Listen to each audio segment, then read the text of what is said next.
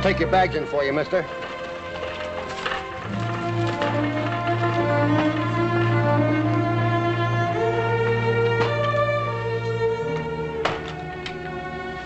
The name is Kyle. Frederick Kyle. Oh, yes, Mr. Kyle. We have your reservation. Thank you. By the way, would you happen to know a family here by the name of Cartwright? Who on the Washoe doesn't? How would I get in touch with them? That'll be pretty easy. Adam and little Joe are in town right now picking up supplies. By little Joe, would you mean Joseph Francis Cartwright? You call him that, you better be ready to duck. He's right inside. Thank you. Joseph Francis.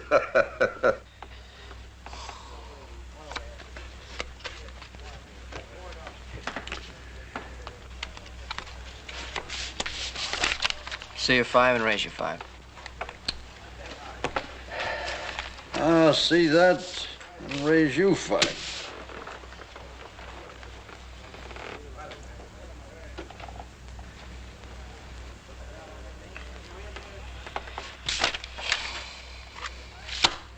Tens over 5s. 3 6s. Maybe you do better next time, kid. All he needs a little luck. He'd be better off with a miracle. You care to explain that, mister? That routine of yours is older than the wheel. And your partner here gives bad signals. It's all right, simmer down, young fella. It's a good thing to learn. You learned it cheap. Give him his money. I can fight my own battles. There's not going to be any battles. That's right. Give him his money. You think carrying one wing's gonna keep me from mopping the floor with you? Pick any reason you like.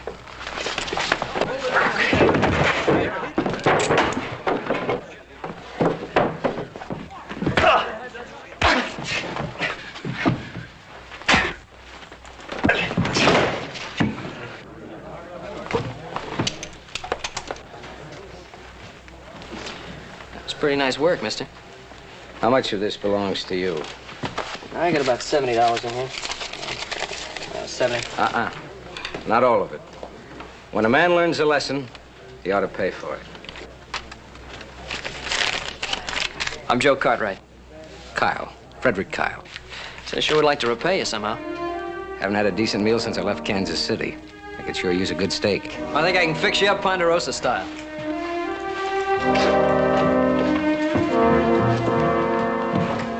Put that thing away. What do you want to do? Shoot the man that's going to give us a money tree? What? I've seen that one before, back in Kansas. Can't be two men like him.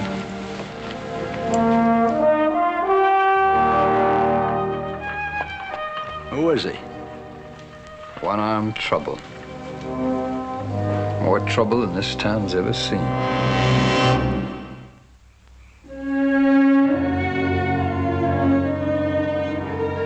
Kyle, I'd like to tell you again how grateful I am to you for helping little Joe. For a meal like this, I'd do it every day. You know, it's a pity you didn't get here a few days earlier. Then maybe little Joe might have had some money left over to spend the next time he goes into town. You been cheated before, little Joe? They don't have to cheat him to get his money, Mr. Kyle. He's the worst poker player on the whole complex. Well, I'd like to make up that deficit in spending money. You see, I'm in the business of exporting gold and silver bullion. You plan to buy silver ore here in Virginia City, Mr. Kyle? My intentions precisely. Well, you've certainly come to the right place, then. We're sitting right on top of a whole mountain of it here. So I understand. But I must get to the various men who control that mountain of silver to interest them in my proposition. Well, I know them all, Mr. Kyle. I'd be more than happy to show you around. Well, I appreciate your kind offer, little Joe. Well, if you're looking for help in high finance, Mr. Kyle, I'm afraid you done picked on the wrong Cartwright. How do you mean? Well, you see, little Joe's full of that hot southern blood that he can't get very interested in cold cash. Now, on the other hand, Adam over there, he's from New England, and he's just got a natural feeling for the jingle of cash. And how about you, Haas? Well, sir, I reckon I'm sort of from in between. Haas's mother and I were on our way out west when Haas was born. Out in the prairie, just west of the Missouri. You weren't alone, Haas. Many good men were born on the prairie. Yes, sir. I just don't understand it. We're all from the same country here, and yet there's still all this talk about North and South. Where's the dividing line? I'd say that the dividing line was in people's minds. Well, that puts me in the middle, all right, because I ain't got no leaning either way. You know, that's the trouble with you, Hoss. Now, you take older brother over here. He's from way up north.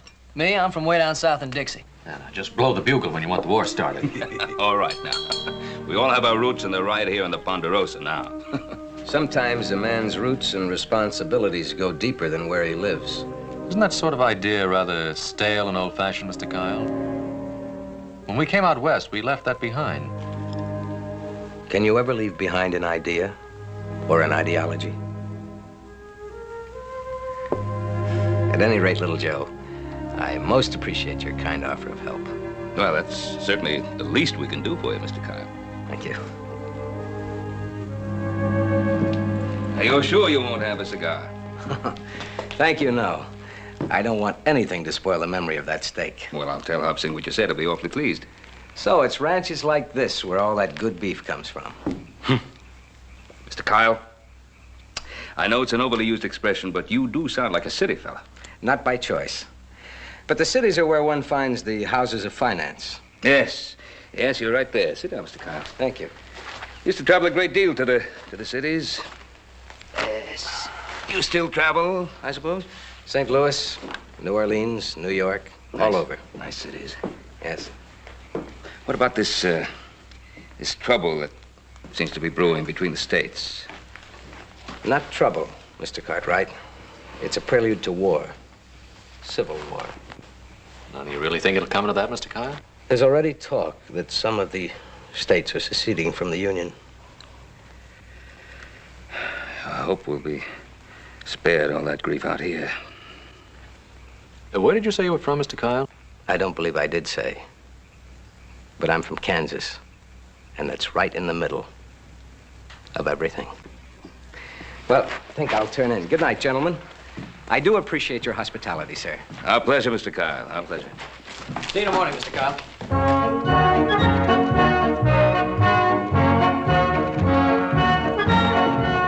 Hey, I've got express riders coming in like a scalded cat. Just don't seem to me like people get as excited as they used to, Paul, when the Pony Rider comes to town. Well, you know, Hoss, people don't like to hear bad news. It's been getting worse all the time. Well, let's pick up our paper. You're alive.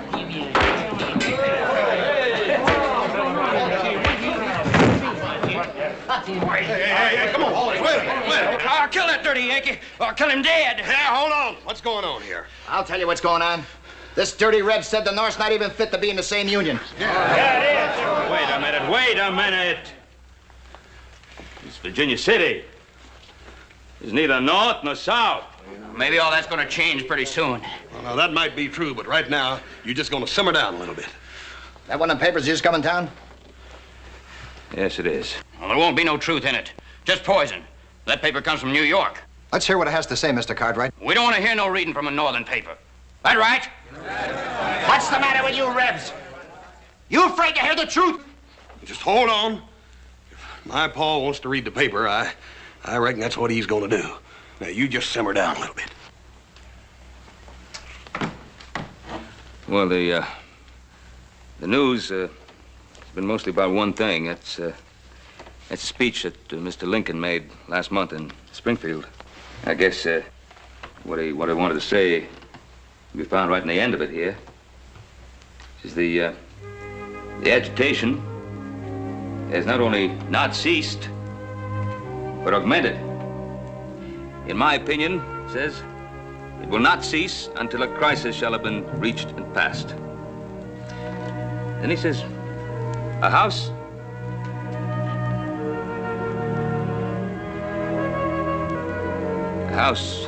divided against itself cannot stand.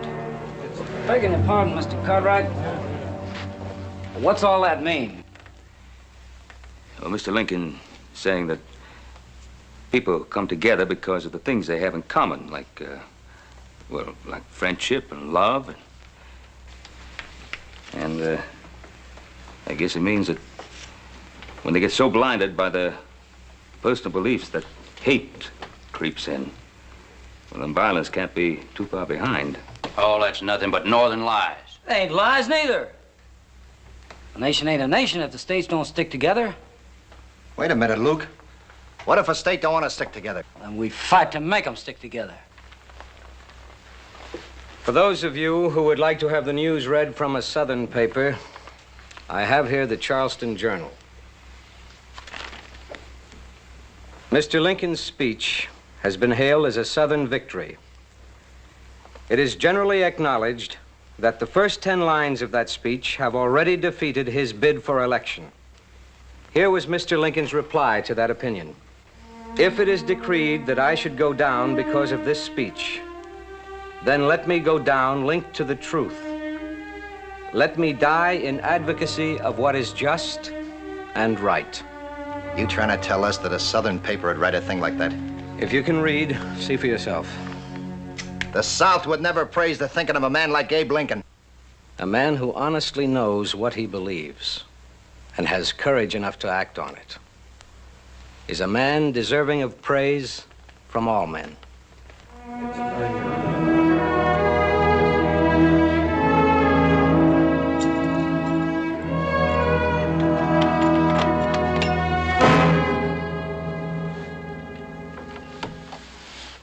Now, we could have cut your heart right out, Mr. Cobb. We wouldn't want to do that. We just wanted to show you how handy we'd be to have around. What do you want? Well, our meeting before was a little informal. We thought we'd like to make it more proper. My name's Regis, and this here's Gorman. What do you want? Well, I guess you could say we came around to enlist. Enlist? What are you talking about? Why, the cause. What else? I remember you from Kansas, Mr. Kyle. Frederick Kyle, leader of the Free State movement in the South. Oh, making stirring speeches, all of them down the state. Swearing to die for the cause if you had to. Oh, you were mighty persuasive, Mr. Kyle. So much so that I've been thinking about you ever since. So you can see how pleased I was to see you had landed right here in Virginia City. Come in.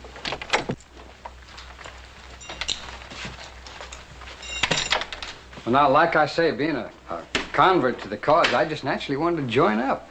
And Gorman here, he always goes along with me. Goes along with you in what? Well, now, since Virginia City's sitting on a pile of silver, we thought maybe you were after some of it to help run the war. Any particular war? Well, let's say the one that's about to start. It don't much matter one way or the other. It don't make much difference till you do it. Well, now, Mr. Kyle, it's your war, not ours. Yes. Thank you for reminding me. All right. Talk. We heard some of the mine owners might not want to go along. So we thought maybe we'd lean on them a little. Or maybe just keep you from getting hung to the highest tree.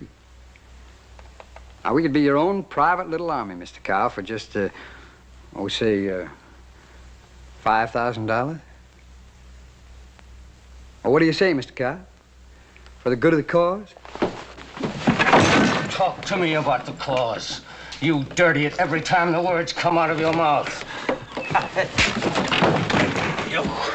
You laugh again and I'll kill you. Gorman! Now, you hold it, you hear? Now, look, Mr. Kyle, we didn't come here to fight. We just want to talk business. That's better. We talk business, not causes. Now we understand each other. Yes, sir. Yes, sir, we understand. Get out. When I need you, I'll send for you. Now, you can count on us, Mr. Kyle.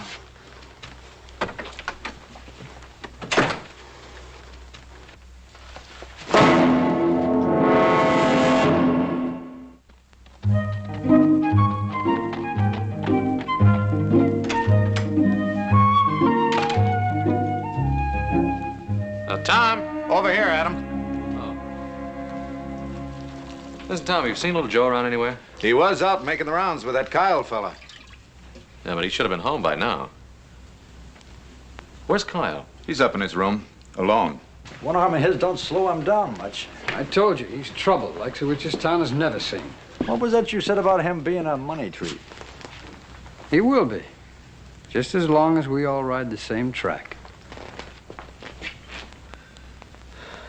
I thought you said Kyle was in his room alone. Who are they? Name's Regis and Gorman. They got a mean streak runs clean through. I hear they got out of jail just last week. Now, what would a man like Kyle be doing with their kind? And just what is Mr. Kyle's kind, Adam? Are you sure? Well, now, you got to admit he plays his business close to his vest. Oh, somebody ought to know. Well, my guess would be Little Joe. Mr. Kyle seemed to want to get friendly with him right from the start. What do you mean? Well, he was asking about Little Joe the minute he got off the stage. Thanks, Tom.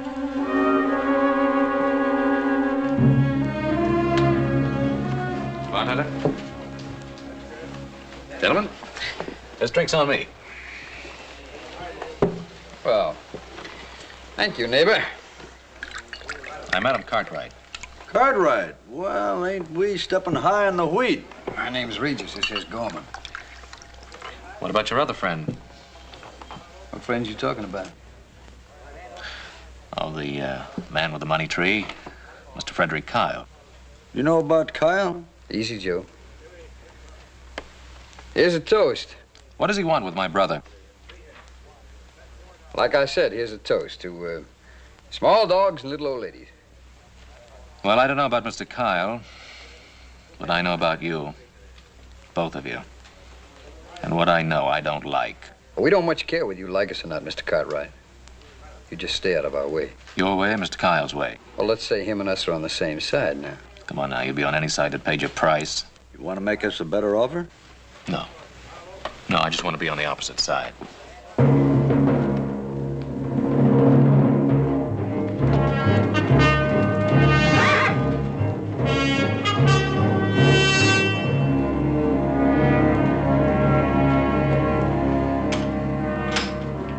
Adam, find Little Joe? No. That boy. He knows we've got that branding to do in the crest section. Well, he should be riding in pretty soon, I guess. He was with Kyle again today. I told him he could go. What is it, Adam? I met two gentlemen today, a Mr. Regis and a Mr. Gorman. We had a toast together. Yes? You sweep better things off the streets. But they also happen to be friends of Mr. Fred Kyle. What's on your mind? Kyle didn't meet Little Joe by accident. He was asking for him the minute he got off that stage. Who told you that? Tom Madigan at the International House. Mr. Hennessy, you sure you won't have a drink? I don't drink, Mr. Kyle. Well, it's a pity. It's one of the few indulgences a man has left. What did you want to see me about, Mr. Kyle? Well, I'm prepared to offer you a firm contract. I want to buy all the silver your mine produces. I already have a contract with my brokers in San Francisco. I know. But I'm willing to pay you a third more. I said I had a contract, Mr. Kyle. Say, Mr. Hennessy, aren't you passing up a pretty good deal? I think you'd best keep out of this, Little Joe. Well, Mr. Kyle's a friend of mine. You didn't even hear him out. Forget it, son. I don't want to forget it. What's the matter with the offer? The man who's making it. I've heard of you, Kyle. I understand you have pronounced Southern sympathies. Well, my sympathies lie entirely in the other direction. Good day, sir. What did he mean, bringing politics into this? I thought it was a straight business deal. And so it is. We'll forget about him. Well, Little Joe, today just about did it. Most of the mine owners I'm after have been invited to next week's meeting. I'm very grateful to you for your help. All I did was make introductions. Which was plenty. Out here, it pays to have a Cartwright on your side. How do you mean? Well, when I knew I was coming out here, I'd heard, of course, of the Cartwright family of the Ponderosa. So I checked to see if it was the same family. The same family? Huh? I knew your mother, Little Joe, back in New Orleans, a long time ago. She was a very beautiful, a very gracious woman. And in many ways, you're much like her. So I thought perhaps you'd like to have this.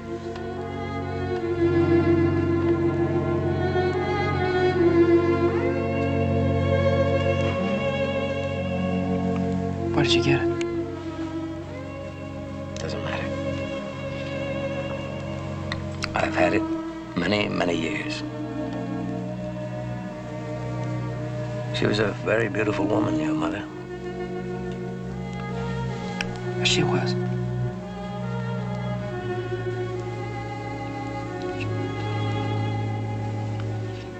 I want to thank you for giving me this. Nothing at all, sir. Well, tomorrow morning, bright and early, we'll get back to the rest of the names on that list. Sure, little Joe. Sure.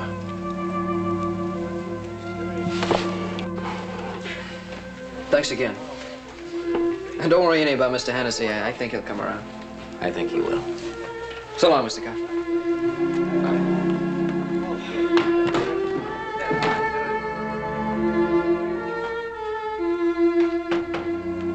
Hello, Tom. Evening, Ben. Say, I was glad to hear your wife is feeling so much better. I'm looking for Mr. Kyle. I'm afraid he's not in his room. You're a friend of Mr. Kyle's? Well, I know him. I see. Well, then we have that in common. My name is Lily Van Cleet. Well, my name is Ben Cartwright. I believe you must be a stranger at Virginia City. Just passing through. Are you a friend of Frederick Kyle's? Why? Well, he's a very interesting man. I'd like to know more about him. Then I suggest you ask him.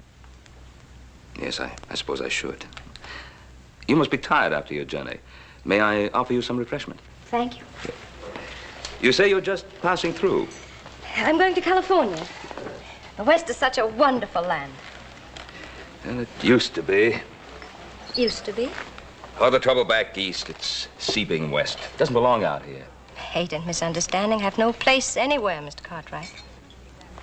Oh, coffee? Please. 2 coffees, please. Well, I hope things will be different out in California for you and your husband. You are married, aren't you? I was once. And you? Yes, I have a ranch. I live there with my 3 boys. 3 sons. How wonderful. What are their names? Well, the oldest is Adam. The middle boy, we call him Hoss. Well, if you'd see him, you'd know exactly why. He's a pretty big fellow. Thank you. And the youngest and most impressionable, we call him Little Joe. I named my son Joseph, too. Well, if he favors you, ma'am, he's a fine-looking boy. It's past tense now, Mr. Cartwright. Pardon me? Joseph is dead. Oh, I'm sorry. What is happening in Virginia City happened in the East over a year ago. Joseph and his father were accidentally embroiled in a street fight. I lost them both that night. You are a very fortunate man, Mr. Cartwright. Be thankful for that.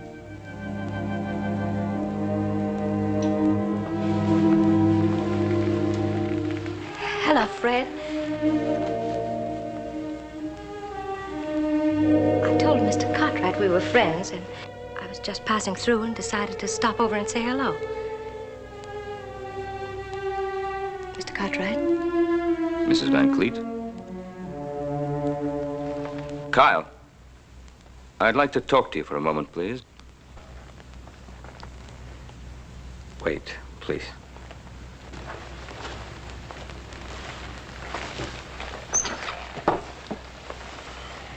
When you came into town, you were looking for my son, Joseph. Why? I had a photograph of his mother.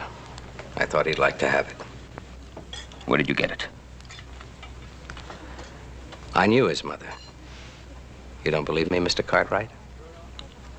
She's gone now, so that doesn't matter anymore. But my sons do. Now, I don't know what your intentions are, Mr. Kyle, nor what you're seeking to achieve here in Virginia City. But don't try to see little Joe again.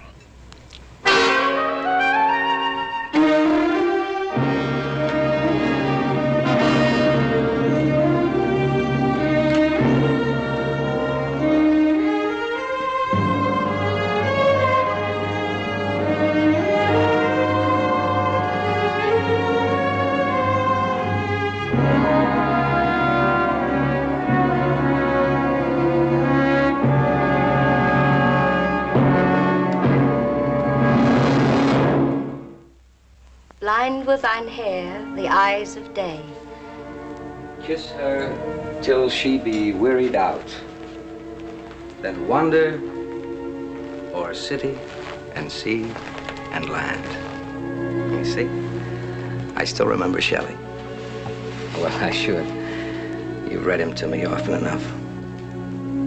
You know, a few more years and you might have made a literate man out of me. Speaking of years, this is a sort of a special one for us.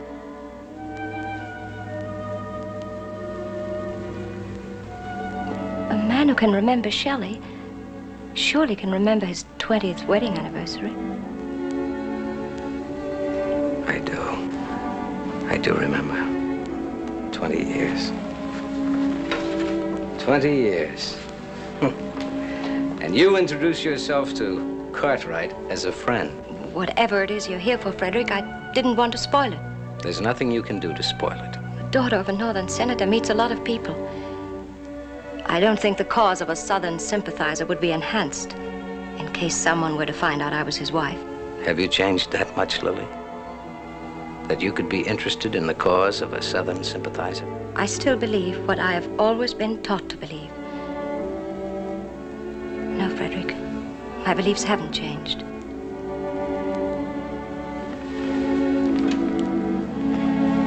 Neither has my love for you.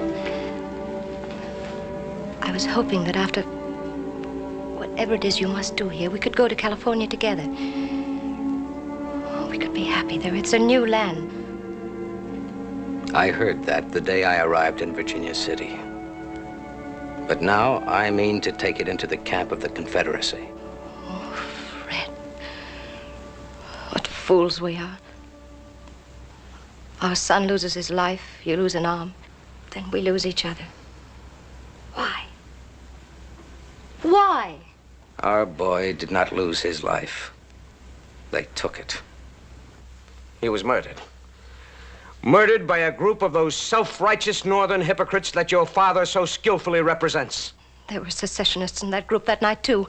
We don't know which side it was that killed him.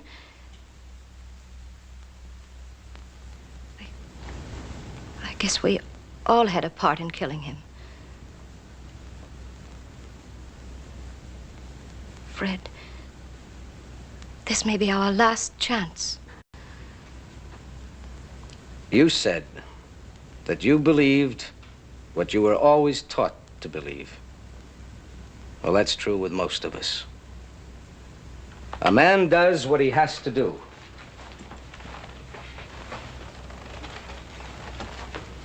And you used to quote another part of Shelley. A glorious people vibrated again.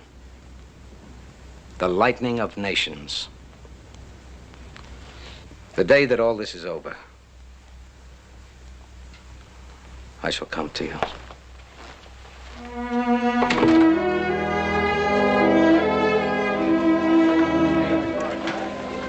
You're forgetting something, Mr. Hennessy. You don't drink. I've been waiting for you, Kyle. You have? Why? I know why you've come to Virginia City. A number of the other mine owners have told me about your purpose here. And what is my purpose, as you put it? To force the silver mines into financing the rebellious cause of the South. Yes. Yes, that is my purpose. Well, you won't get away with it. You think you can stop me, little man? I'm going to leave for Washington in the morning. Warn the proper authorities about what you're doing. Don't you try it, little man. I'm warning you. Don't you try it.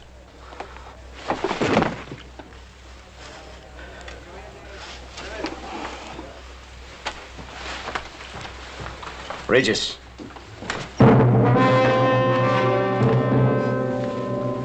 Yes, Mr. Carroll? Have a drink. Bartender.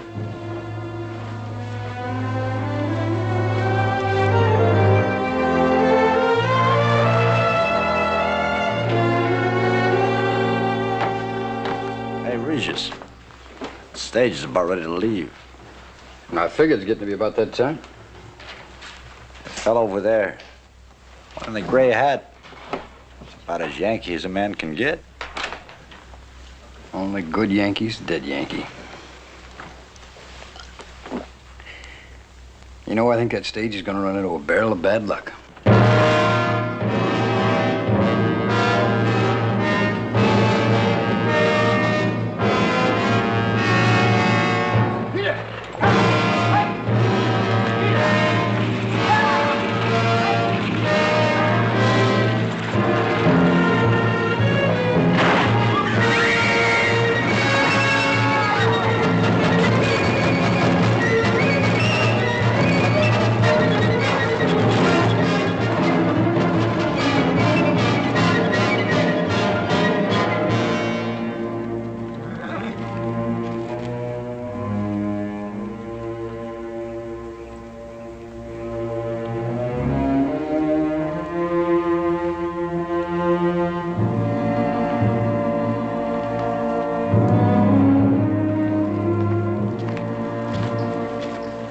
My foreman found the bodies just before dark.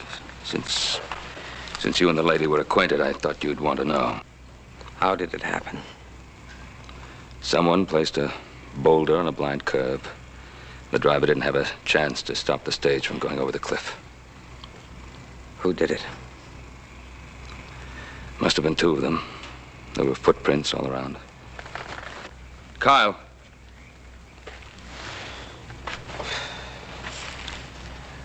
Who was she? You must have known her pretty well. Why don't you tell us who she was? What are you hiding, Mr. Kyle? I am not trying to hide anything. She was a person I once knew. You believe that, don't you? I don't believe you, Kyle. Who are you, and what do you really want here in Virginia City? Look, what's got into you, Adam? You have no right to question Mr. Kyle like that. Haven't I? Well, he's got you pretty well fooled, hasn't he? Fool about what? He hasn't got me fooled about anything. Tell him, Kyle. Tell him the truth. Stop it. Stop it. What's the matter with you? What are we doing? Shouting over the dead, fighting like animals? Come on, both of you.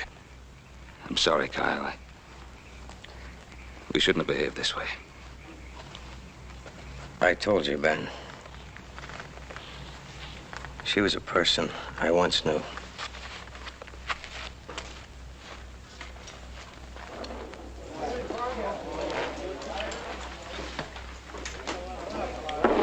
Give us two more.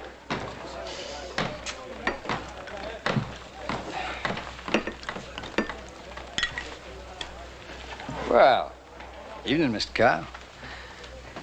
I suppose you heard about the accident of that Yankee leaving on the morning stage. I heard. Well, then maybe you'd be pleased to buy us a drink. Put your guns in the bar.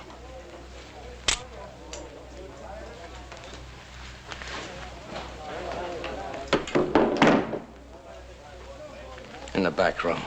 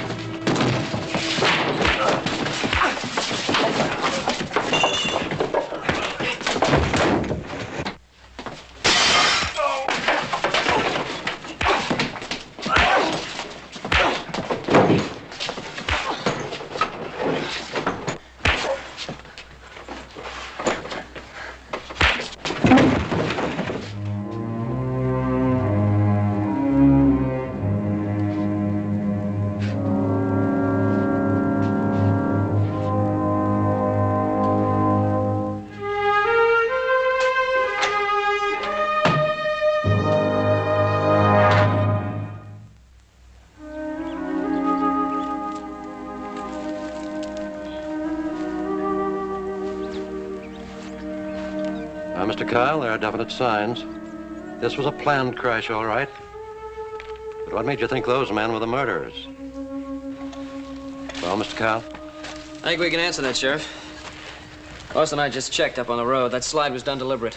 We found a pick they used to pry the boulder off onto the road with. It's got Gorman's initials burned there in the handle. Well, that proves those two men are guilty. But Mr. Kyle never answered the question. How'd he know those men are guilty? Well, what difference does it make as long as they're the men that did it? But it does make a difference, doesn't it, Mr. Kyle? What were those men guilty of, murder or just acting on your instructions? That's ridiculous. What reason would he have to do a thing like this? Well, maybe I can give you a clue. Which one did you want killed, Kyle, the man or the woman? Look at him. You've been riding Mr. Kyle ever since you met him. Now stay out of it.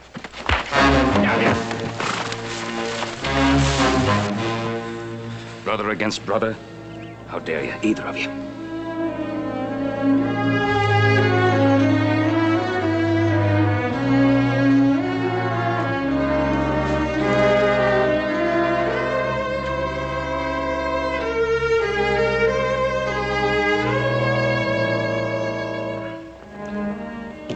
Paul? Paul. Oh, little Joe came in about 20 minutes ago. Well, the maverick finally got home, did he?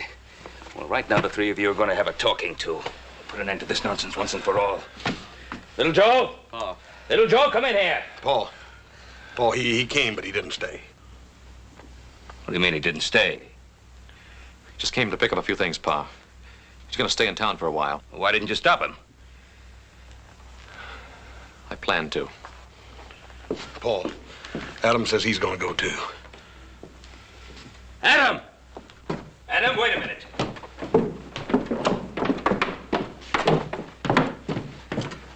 Now,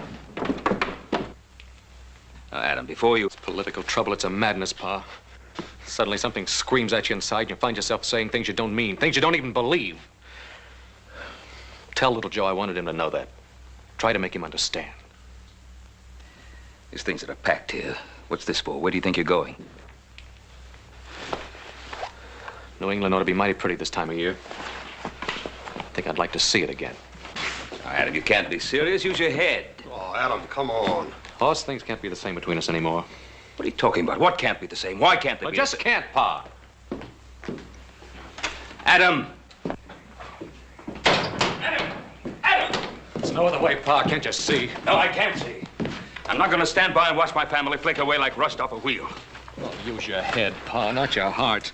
Can't you see the damage is already done? It's got to be little Joe or me, and he needs you more than I do.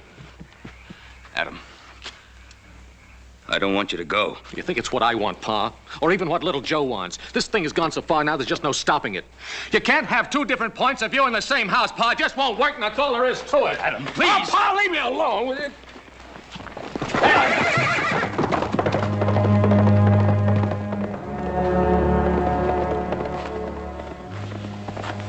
Paul, that newspaper you was reading the other day in the saloon about what Mr. Lincoln said about a house divided can't stand. I reckon he's talking about folks like us.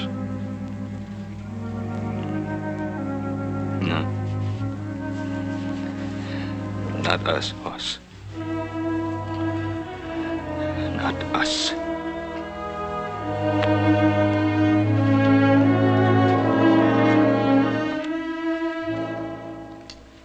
Since I have already met and talked with most of you gentlemen, the main purpose of this meeting is to iron out any further questions that might have occurred to you.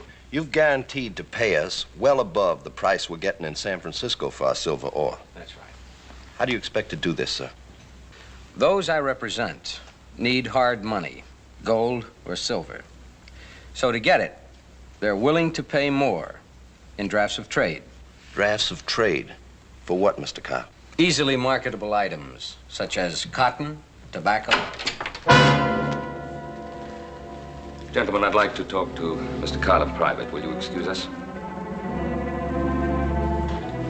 I asked if you will excuse us. I have something important to discuss with Mr. Kyle.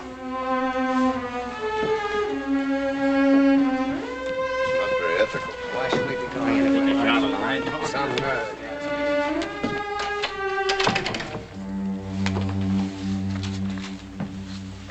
Suppose you'd like me to go too, huh, Pa? You're a man now. After you hear what I have to say, you can do as you wish.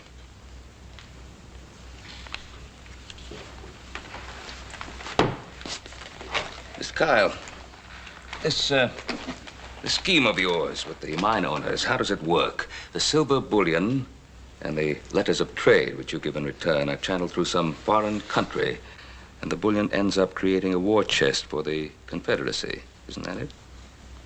You're a very astute man, Mr. Cartwright. A very astute man. No, just a father. Something which probably isn't very important to you. Allow me to decide for myself what is important to me.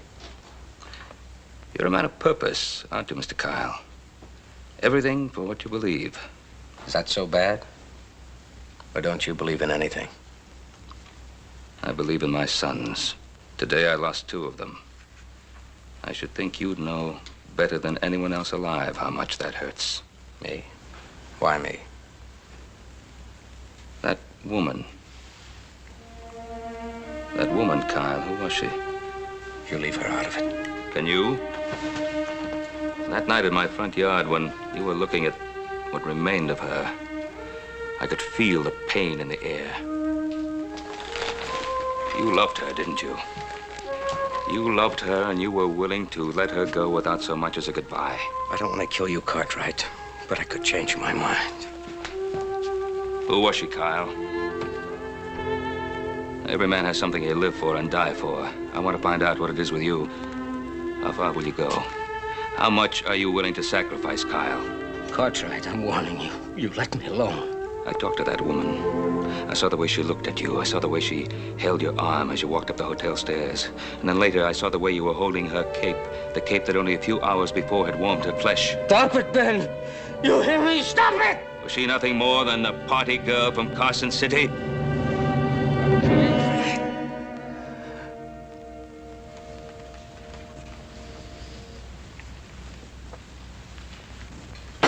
It isn't fair, Ben. You're not fair.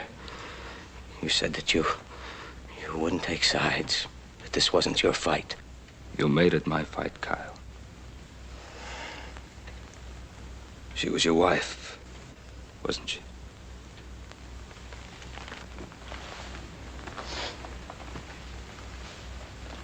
Yes.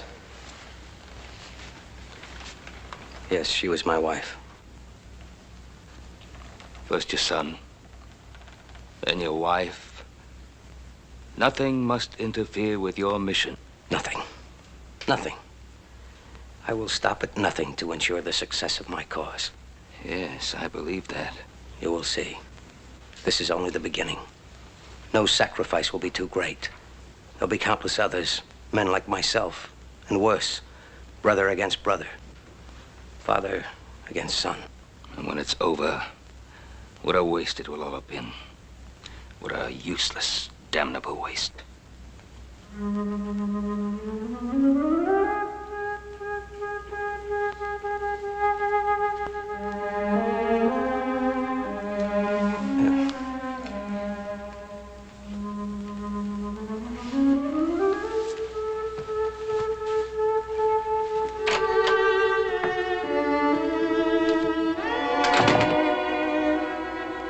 I'm sorry, Pa.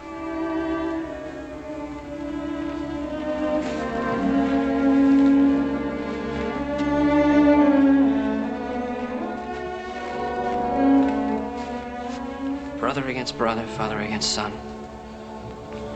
You really think it'll come to that? I don't know. I do know that a tree has many roots and they run in many directions. But it has only one taproot. This is where yours is. I think I know that now.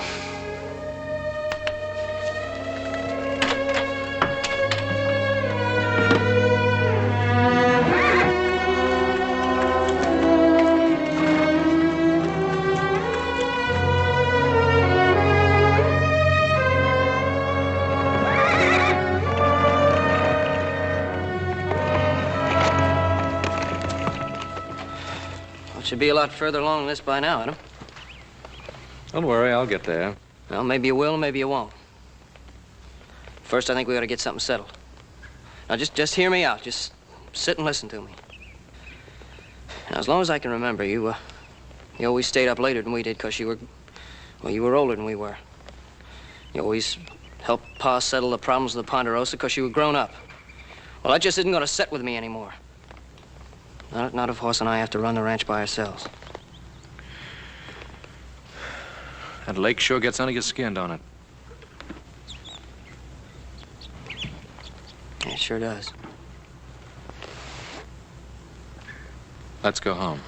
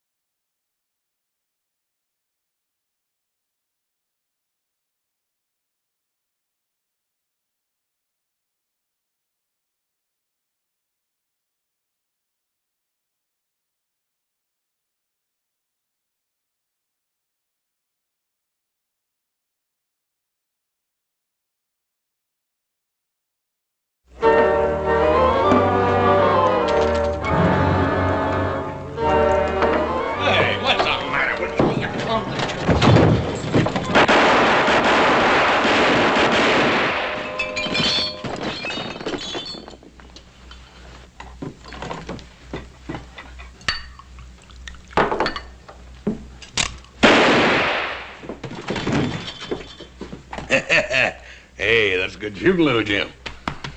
Clean a back shot as I ever seen in my life. Calls for another one.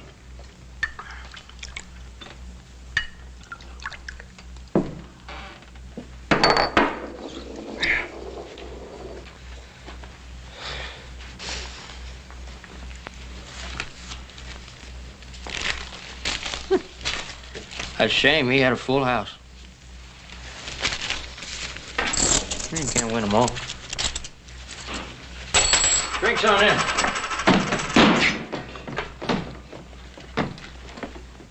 Them's the meanest, toughest killers I ever saw. Who are they?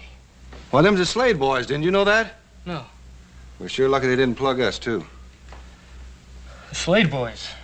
I'm sure glad they're riding on through. Do you know where they're heading? I heard him mention a place called Kiowa Flats. Slade boys. Kiowa Flats. Remind me to ride clear of that place, will you? Come on, give me a drink. Yeah, I'll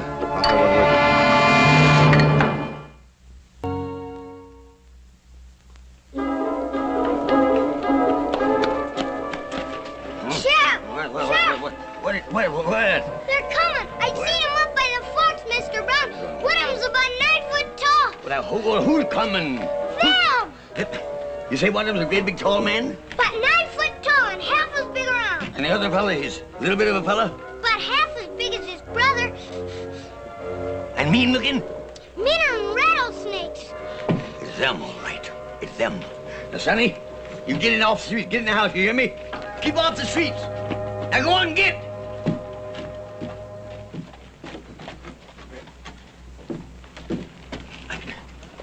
Ain't no sense looking for trouble. Darn thing never was no good nohow. They're coming! They're coming! They're coming.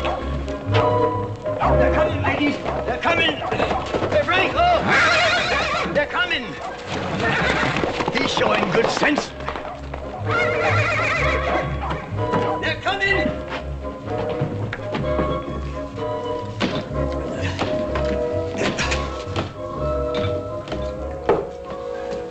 They're coming.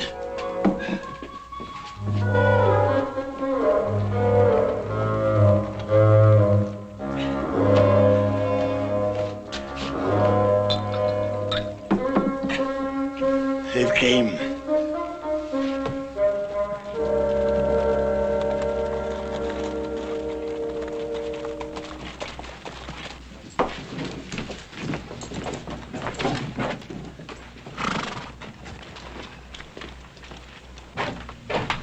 I don't nobody start nothing. Hey, Oz. Yeah.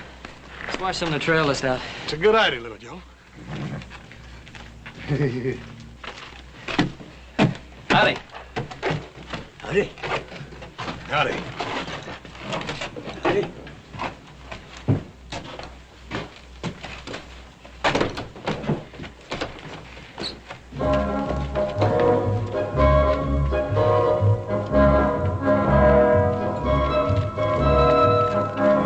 Get up, get up. Huh? Get up, Twilly. All right. Morning, Sheriff. Morning. Well, don't mind if I do. Who's buying? You're always talking about how well you knew them Slade boys. That's huh? right. Yeah, just how well do you know them? Sheriff, me and them Slade boys was practically weaned together. I am their bosom friend. Yeah. That's Well, right. your bosom friends just rode into town. Sheriff. Yeah, all right.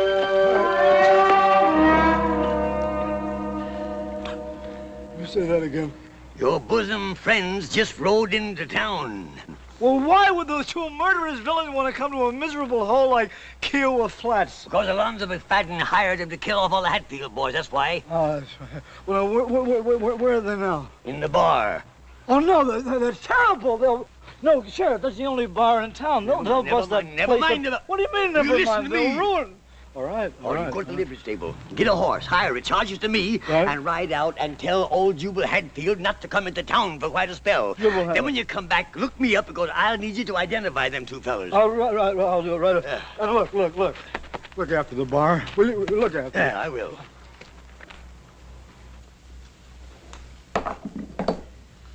Hey, Little Joe. Is there something wrong with me? Do I smell or something? Oh, you smell about the same. How about me?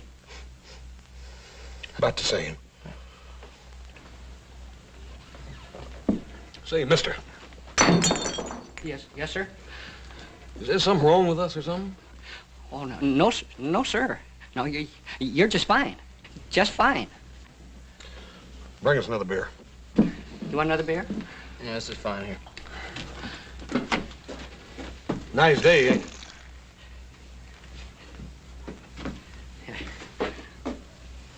Ain't good enough to drink, ain't good enough for sheep death. I say it's a nice day, ain't it? Oh, yes, it's fine day. I mean, it's a nice day. About as nice a day as we've ever had.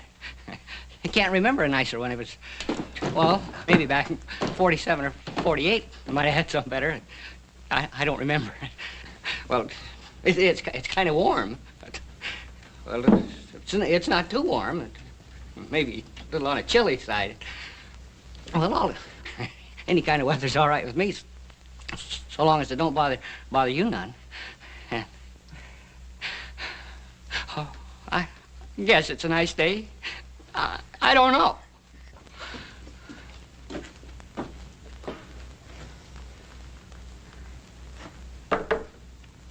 I reckon they ain't used to strangers or something, Little Joe. Yeah, something. Let's get out of here.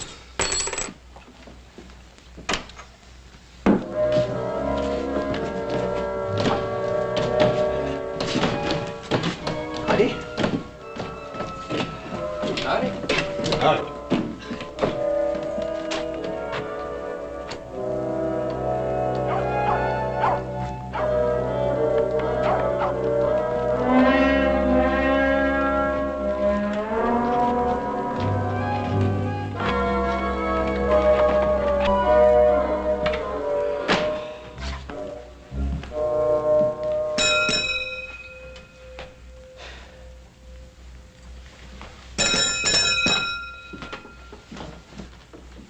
Don't look like nobody's here.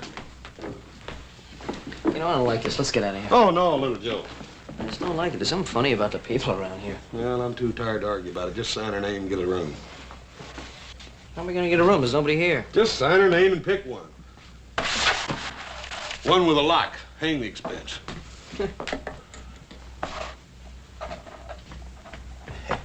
Now they're going upstairs. They're gonna stay all right. Oh, did you see the way they looked at me? Oh, gentlemen, there was death in them eyes. Sudden death. Oh, I tell you, when they took that swallow of beer, and that big one made that face, and he looked dissatisfied and uneasy like, oh, I tell you, I could hear them pearly gates a-jarring open. If you gentlemen will excuse me, I feel considerable shook. I'm a mite shook up myself.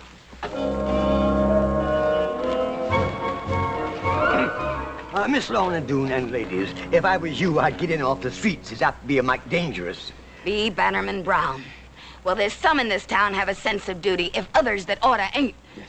Now, where are they? They're, Stand aside, B. Bannerman Brown. Will you get out of the way? Come, ladies.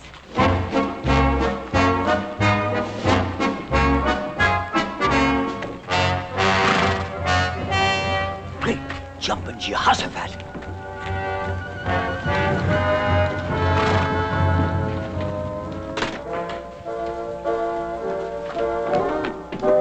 Repent, sinners.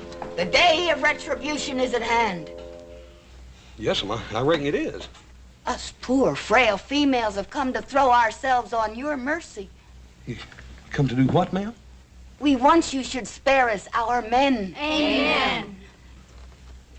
Well, there ain't enough of them to go around as it is. Amen.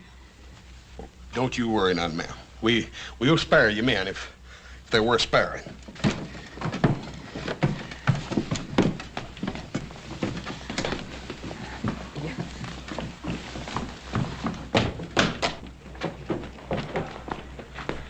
Hey, what do you reckon he meant by all that? Beats the heck out of me.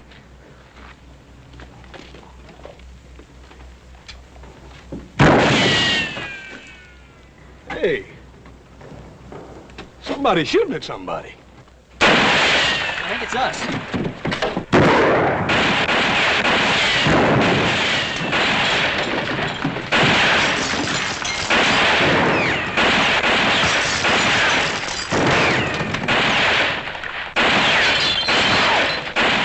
What the heck did we do? I ain't fine, no, but I'm gonna find out.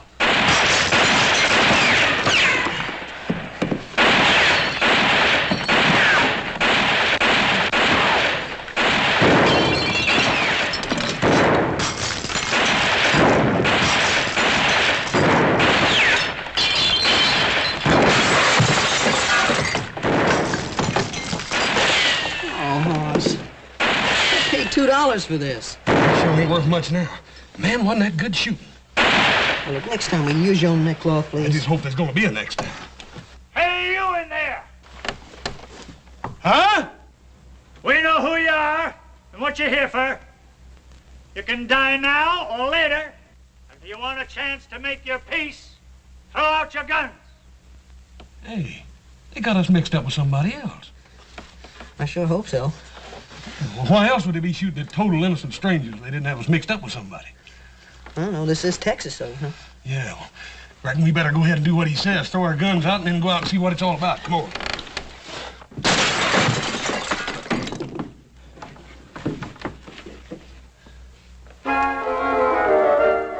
All right, let's try it again. What are your names? And what are you doing here? We done told you that. Our names is Cartwrights, and we're down here to buy cattle. Ants? Go on, boy. Oh! I told you not to lie to me. We ain't lying. Of course you ain't. You just come down here to buy cows. Texas cows. Now, who in his right mind is going to believe anybody'd come down here to buy Texas Longhorns, I ask you? I told you. We're going to take them back up to our ranch in Nevada and cross them with our own herd so we'll have a hardier breed. And you two are going to drive them cows clean across West Texas, right on up through a hunk of New Mexico, all the way to the Nevada territory, just the two of you? Yeah, that's what we said. It's a fine lie, gents. A fine lie. It's the kind of noble, inspired lying that does credit to the folks that raised you. But it don't wash out here. Now, I'll tell you who you are. You're them two low-down, gun-slinging, murdering, hydrophobic skunks of Slade boys that was hired by old man McFadden to wipe out us Hadfields because he couldn't do it himself. And now look, we never heard of the McFaddens, and we never heard of the Hatfields. And that's the truth. Ain't they the living wonders, though? Ants, take 'em out and do what has to be done. Come on. Come on. Hey, what in time is going on here anyway? What are you fixing to do to these fellas? Kill 'em? They're the Slade boys. You can't do that. You ain't sure they're the Slades? Ain't sure. Ain't sure. You see 'em, don't you? Sure, I see 'em, but I never see the Slades in my life, and neither did you. He's right there, Pa. Yeah, Twirly Boggs, he says he knows them. He says he knowed them a long time back in Austin. Oh, Twirly? Yeah. Fine. Fetch 'em in here. Let him identify 'em, and then we'll kill 'em if it'll make you any happier. Oh, well, you see, Twirly ain't exactly around right at this moment. Oh. Ants, take 'em out. Now, wait a minute. Won't do no harm to wait till morning, will it? Where are we going to keep 'em until morning? Pa, why don't we just stick him in Brown's jail and let him take responsibility for him? You leave me in my jail out of this. Ants, take 'em out. Wait a minute. All right.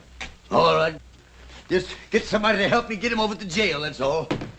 J. Bannerman Brown. On your way. You make sure they're there come morning. Or I might just take it into my head to vacate your office. I'm getting sick of you. Well, Joe, I got a funny feeling the law in this town is sure easily influenced. Yeah, all you need's a Navy Colt.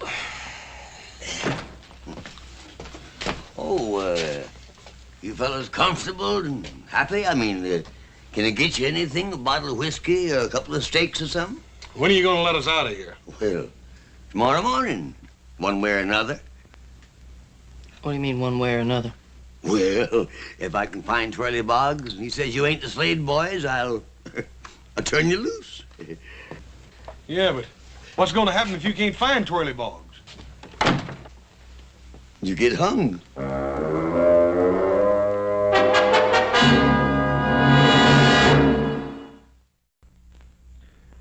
I just about got it figured out. Yeah, what? This whole dang town is touched. Oh, come on. Who ever heard of a whole town being touched? A feller told me one time they got a weed down here and they call it a loco weed. When the horses and cows eat it, they get wilder than all get out.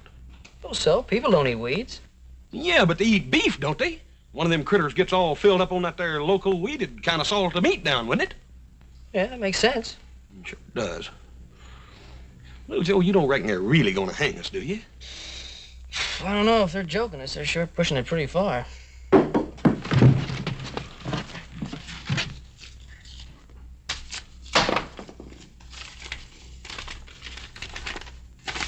Hang on. Don't blob. Blab. Oh, don't blab. Rescue is at hand. Signed Black Alonzo, the red-handed Avenger.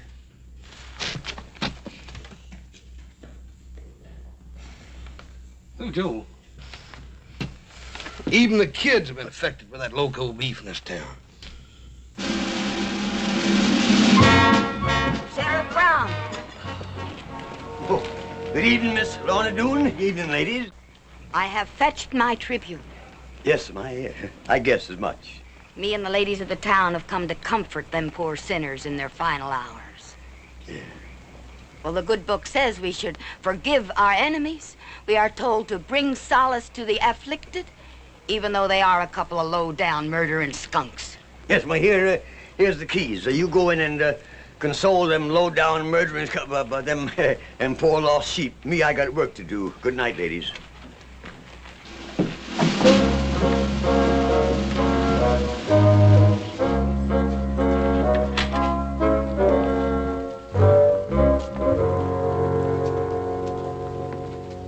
Oh, poor doomed prisoners. It ain't too late. Down on your knees as you face your awful fate. Repent your crimes before that trap is sprung. And you, like a side of beef, are hung. Poor soul. If when you come up close and scooch again the bars, you could kind of rest your po head on my shoulder. It ain't fair hanging men when there ain't enough to go round as it is. If you don't mind, I'd like to finish my little tribute whilst there's time. Ma'am, did you have many more of those? No, just 10 or 12 more verses. Well, I didn't have enough time to do a real good job on it. That's a shame. Now your poke is spent, and you can take my word. We'll remember the gent that went riding herd, a-fightin' and shootin' like desert rats to come to their end in Kiowa Flats. Now toll the bell, their souls are fled. There'll be much more of this, Hoss. Shh. Them two poor boys are hanging dead. Somewhere their kinfolk will weep and pray. Oh, this is worse than hanging. For them that got heisted up today.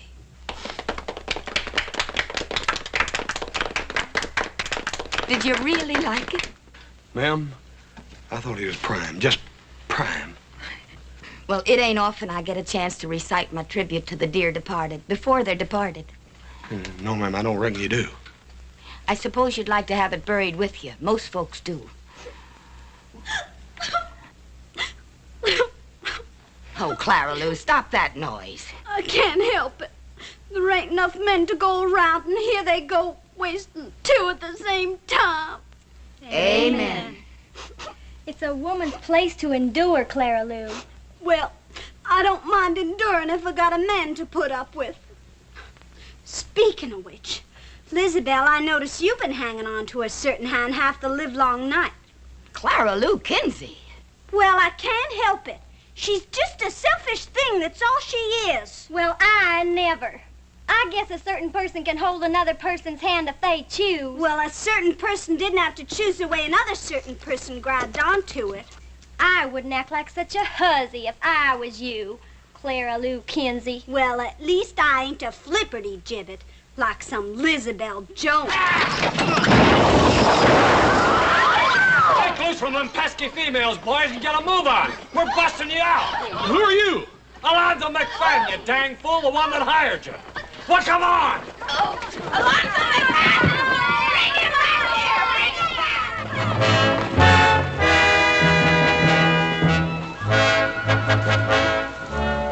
Come on, boys. Women, I want you to meet my friends. My good friends, Big Jack and Shorty Jim Slade.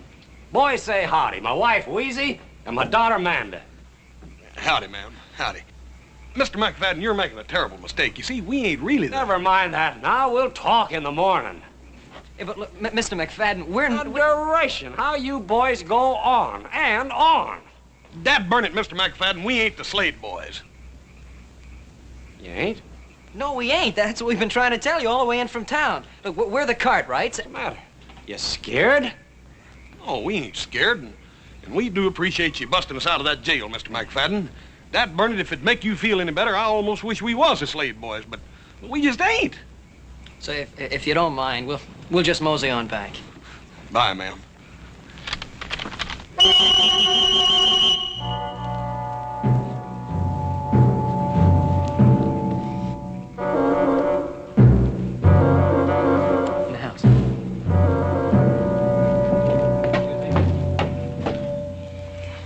Well, first one side don't believe us, and then the other. Yep. We got ourselves in the middle of something, and I don't like it. That's for sure. What do you think we ought to do about it? Well, I'll tell you, little Joe. I done been hauled up, hauled down, and threatened with a hanging, and thrown in jail, and busted out of jail, and poetized at, and shot at, and rid halfway across the state of Texas in the dark. I'm gonna get some sleep. I don't know what you're gonna do. Hey.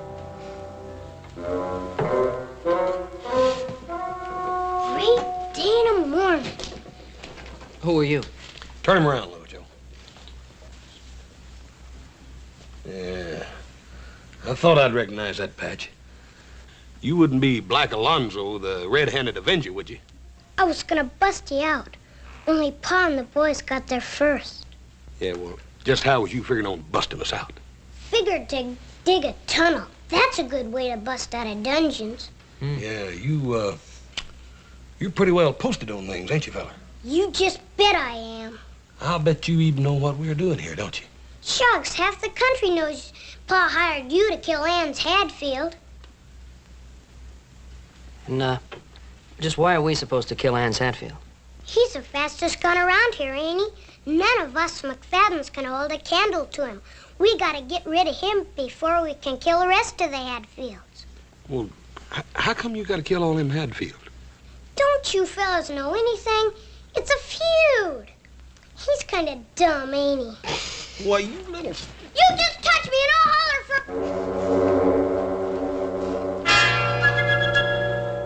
Black Alonzo, you tell your pa that we hate to leave like this, but we just ain't the Slade brothers, you hear? You thank him for busting us out of jail, all right? Let's go.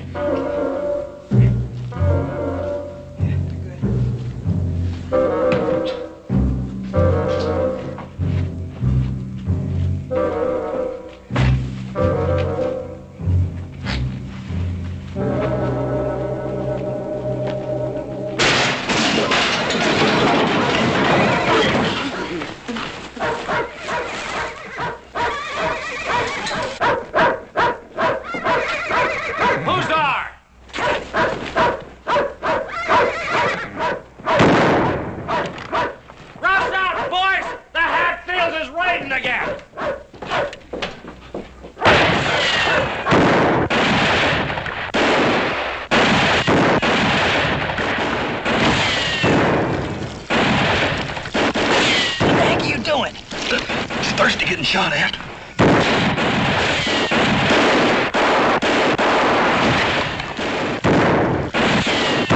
Hold your fire. They ain't shooting back. Come on. Let's go collect the bodies.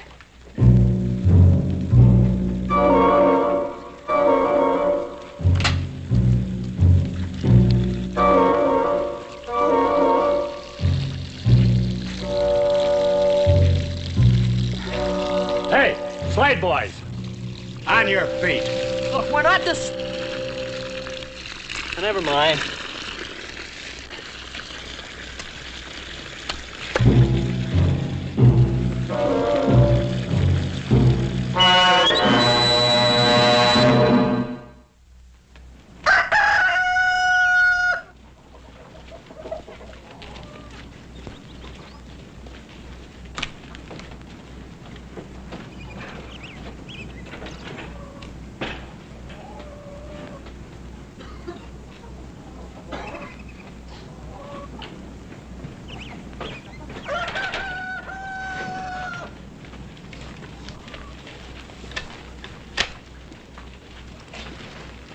I want you two to listen and listen good.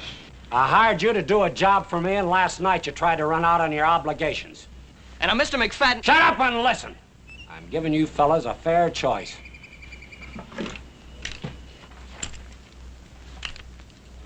Now, you can take them guns and do the job you're supposed to.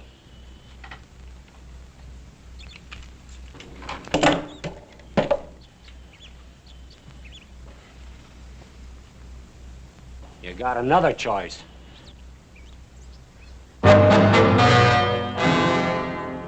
Name your poison, boys. Dad burn it, Mr. McFadden. Don't you folks ever think any other use for a rope around here? First the Hadfields want to hang us for being the Slade brothers. Now you want to do it because we ain't. I'm getting awful tired of hearing that same old tired lie. All right, boys, heist them up. Now, hold on just a minute. Dad burn it, Mr. McFadden. I'm getting sort of tired of being called a liar, too. We ain't the Slade boys. All you got to do is ride into town and look up a feller named Twirly Boggs. Sheriff Brown told us that he knew the Slade boys, and he can tell you right quick we ain't them. That's right. All right, boys. If it'll make you feel better disposed to do the work you was hired for, we'll all saddle up and ride into town. We'll look up Twirly Boggs. Take the gun, boys.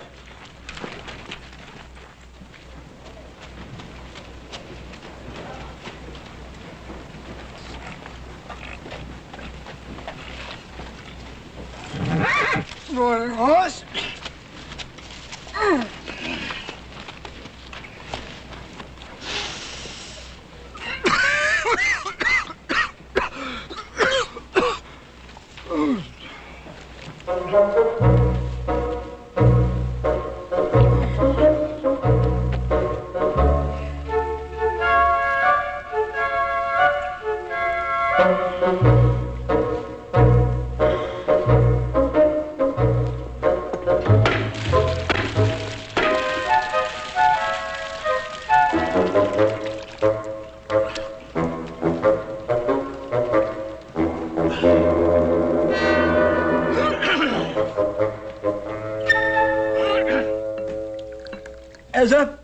I know there wasn't a jail that could hold them slaves. You see, I know them boys. I know them real good.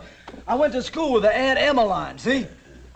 I tell you, those boys would gouge your eyes out if they thought you looked at them in the wrong way. They would shoot you if they wanted a little target practice. Why, them boys... Who's buying, gents? Them boys, they had a man for breakfast every day of their life from the day that they put on long pants. Yes, sir. They had 2 on Sundays. Never touched me, though. No, sir. They like me. You see, they like me real good. But Oh, come on now. Somebody stole my drink. Let's have a drink here. I tell you, them 2 Slade boys is 2 curly wolves. They are the big wind off in the prairie. They walk in blood, and where they breathe, they leave behind them ruin. Get ready for ruin right now, because here they come.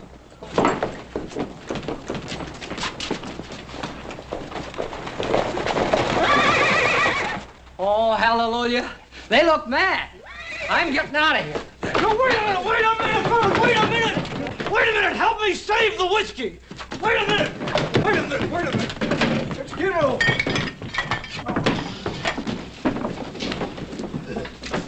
Howdy. Brown, where's Twirly Boggs?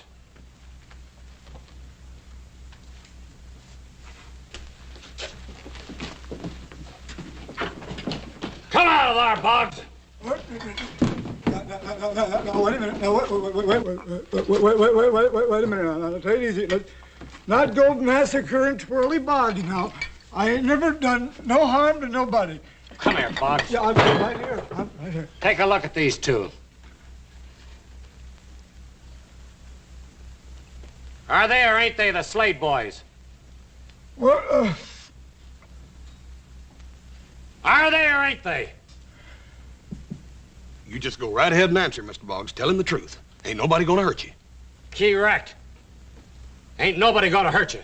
That's fine. Well, that Slade boy's all right. I seen a lot of them down in Austin. Hi, boys. What's the matter, boys? Don't you know me? I'm Twirly Boggs. Remember? I used to go to school with your old Aunt Emmeline. That doesn't. Take these and do the job you're supposed to, or you won't be around to taste air come tomorrow morning. Thanks a lot, Mr. Boggs.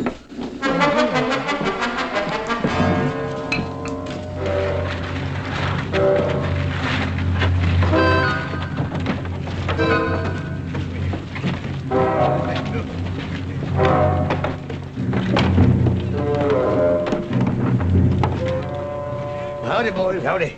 Howdy, Mr. Brown. Boy, anybody comes riding into this, they're gonna get slaughtered. Yeah, they got guns planted in the windows and up on the roofs and whatnot. Yeah. Well, maybe the Hatfields won't ride into town after all. They'll ride in all right. They got the news. Seems a terrible shame, don't it? All these folks killing each other. How'd a feud like this ever get started, Sheriff? Over a hog. Over a hog? Yep, just a plain common, ornery razorback hog. I'll tell you boys all about it, but first I got to get a little potation to loosen up the vocal cords. I'll tell you the whole sad tale. Come on. Gully.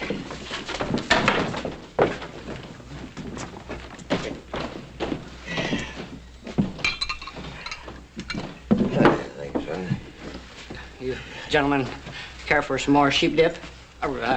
Beer? Yeah, give us a couple of beers. Yeah, well, as I started to tell you out there, see these here Hadfields and McFaddens, they've been slaughtering one another, man and boy, for the last 30 years. Yeah, well, how did the hog get mixed up in it? Well, come on, sit down, boys, I'll tell you all about it now. See, Lance Hadfield, he was fattening him a razorback shoat, you see, for his winter meat. Well, one morning, that shoat turned up missing. So he got his gun, saddled up, and went out looking for her. Couldn't find her. But as he was passing by the McFadden's cabin, he, pork roasting. So he went in, and of course, naturally, they asked him to stay to supper. And lo and behold, they brung on a great big mess of fresh roast pork. He knowed the Hatfield didn't have no pig, so he accused them of stealing his. And then the shooting started, and it's been going on ever since, for 30 years. All that killing over one dad-burned old fattening hog. Now, look here, Mr. Brown, you was sheriff then. Now, how come you didn't stop it? Oh, shucks, I tried 2 or 3 times, but it didn't do no good. See, nobody pays much attention to me. I don't know, maybe it's because I'm getting old, or maybe it's because I'm getting a little cowardly. I don't know. You boys don't look so darned old, and you sure don't look like cowards. Well, Sheriff, you're not suggesting that we do something about the feud. I mean, after all, we're supposed to be the Slade brothers. Ah, shucks. I knowed you want gunmen the minute I laid eyes on you. I can tell a killer a mile off. Besides, that Twirly Boggs is the biggest liar in the whole great state of Texas. And that son's just covering a heap of territory. Yeah, well, if you knew, why didn't you say something? First the McFaddens were gonna hang us and the Hatfields are gonna shoot us? Well, I kind of thought maybe I was holding a hand I could draw to. But, never mind. By the way, I snuck your horses out of the livery stable and tied them back in the alley, and your guns is in my office. Sheriff, we sure do appreciate this. Come on, Little Joe, let's get out of here. Thanks an awful lot, Sheriff. It's all right, boys. Hey, Buck. Hey, Buck. Come here, boy. Where are you going to that rifle? I'm gonna kill me some Hatfields.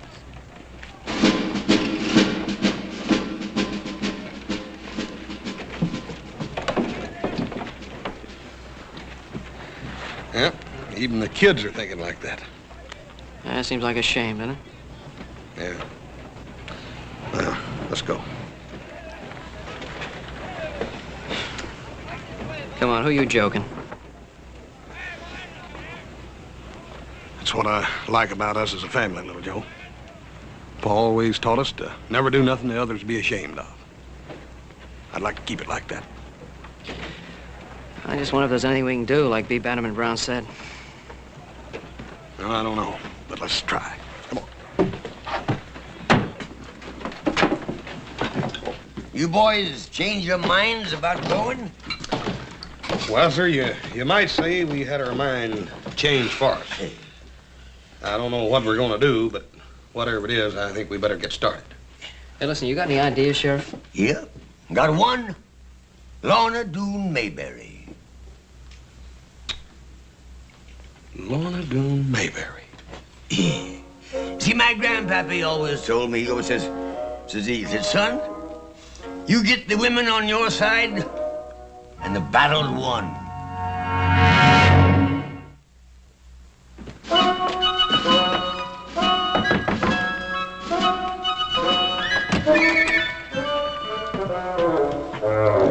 Excuse me, ma'am.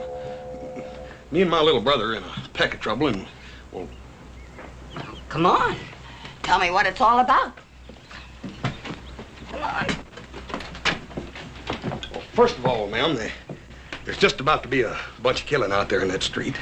There's always killing in that street. Oh, yes, ma'am, and that seems to me like it's a terrible waste. I mean, there not being enough men to go around for all you ladies like it is. There ain't a woman living can keep men from fighting. Well, ma'am, I beg to differ with you. You see, sometimes women folk can sort of get around men folk in little ways, and I figured maybe if you ladies tried right hard, you might be able to get around these. You ain't as dumb as you look. What do you want me to do? Well, ma'am, here's our plan. We figured if you...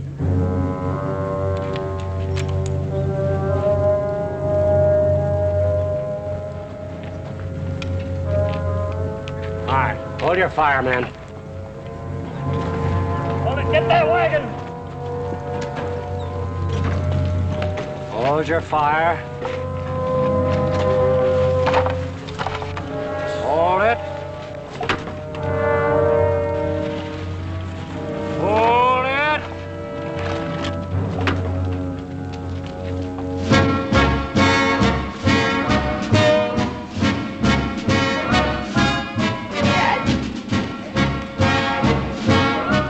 Florida Dune Mayberry! Dag nabbit, you get them women off of this street! We're staying right here. Lorna Doone, have you lost what few wits you ever had? I got my wits, Jubal Hatfield, and that's more than you can say. Us women got a few things to tell you. And you can start your fighting after you hear this out. All right, ladies. Well, they gotta listen to you. I got something to say. You all know me. I'm Wheezy McFadden. My man's Alonzo McFadden. He's over there behind them barrels and things with the rest of the McFaddens. Alonzo, I want you to listen to me. I can't have no more chillin'. But I ain't gonna cook for you, nor wash for you, nor do anything a wife's bound to do for her man till you put down that gun and come out of there. Alonzo, I mean it. I'm Susan Hatfield. I guess you all know who I'm talking to. What Wheezy says goes for me too, Jubal. I won't be the kind of wife I should till you stop this fighting. I'm talking to you, Anse Hatfield. You heard your ma talk, and you heard my ma. You're on one side, and I'm on the other. Here I am, Anse. But don't come after me with a gun in your hand.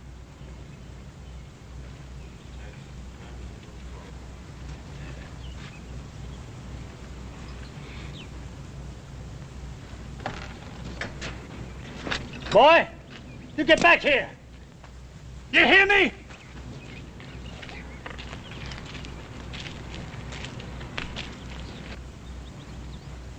You men want to hear some more?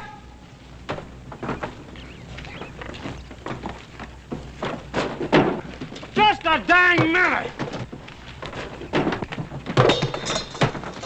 What tarnation's going on here? Hey, confound it, get back here.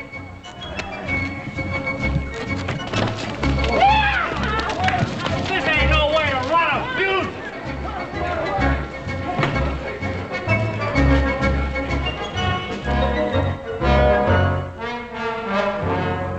And it was such a nice day for it, too.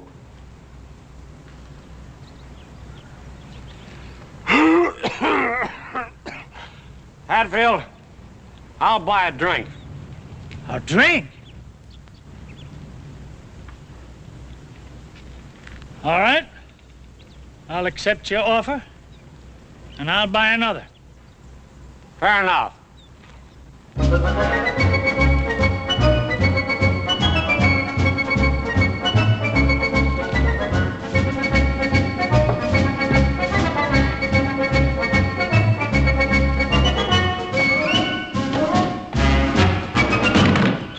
Whiskey. Whiskey. Yes, sir.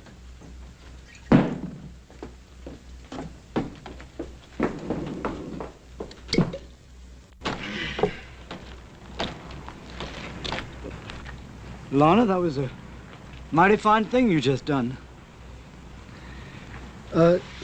Lorna, 15 years ago, you said to me that if I ever,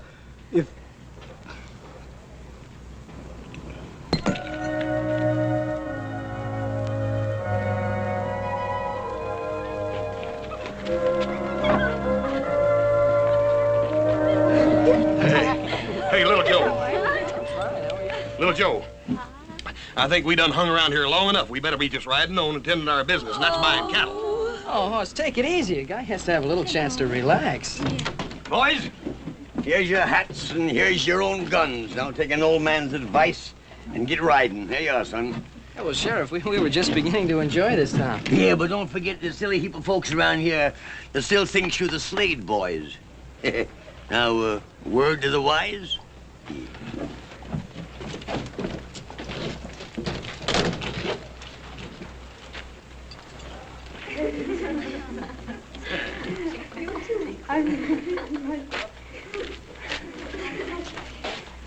You've had plenty for today, Little Joe. Come on.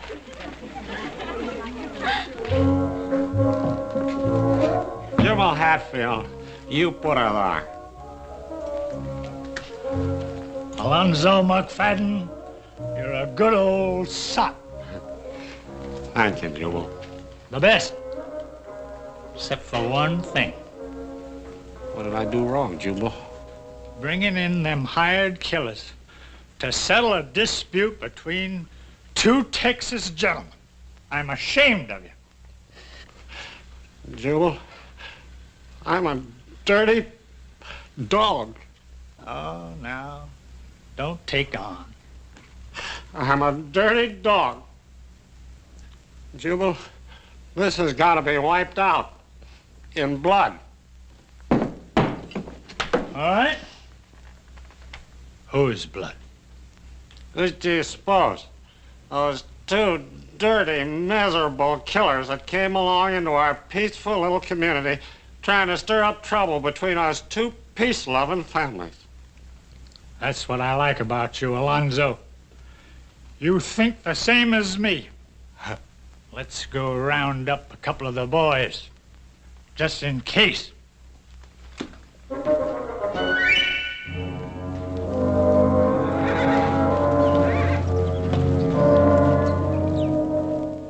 Hey, how far is it to Kiowa Flats? Just a couple of miles back down the road.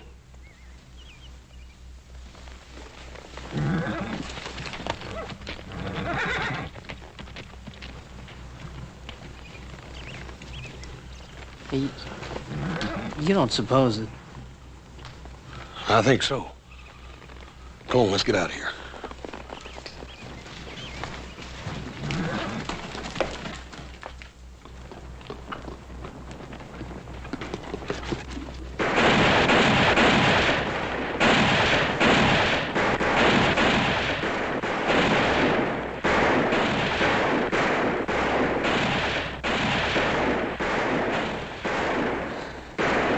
You don't reckon?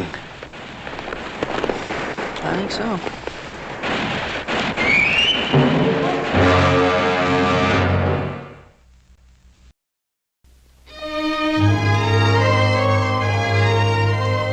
Not many men are so privileged as we are to see a new civilization born before our own eyes. There are times in the streets of Virginia City when I question the use of the word civilization. It is always that way with the new Hop Sing. A diamond, before it is polished, seems no more than a clod of dirt.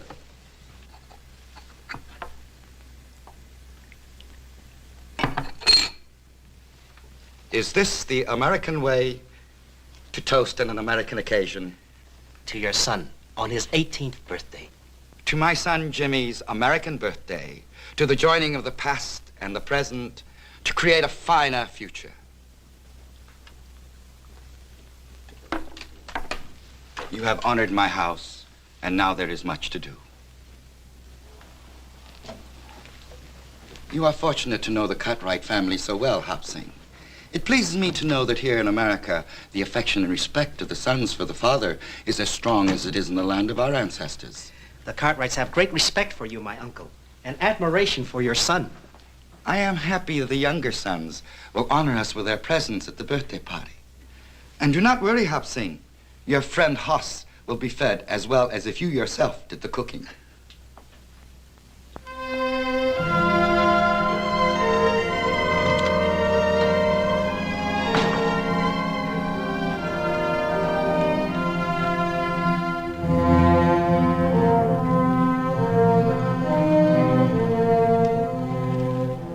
Hey, you. You speak to me?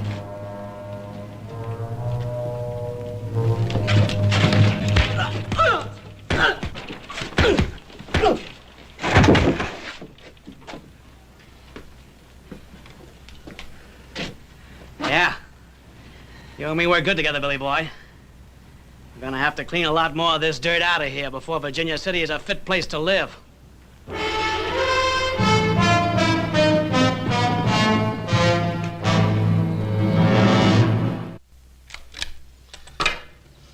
Little Joe, is it sure enough true we're going to have bird's nest for dinner at Jimmy Chang's birthday party? That's what Adam told us. I ain't for sure I'm gonna like that. Well, it's something to eat. You'll like it, all right. Say. Paul, Adam, come on here, quick! Say, what happened to your boy?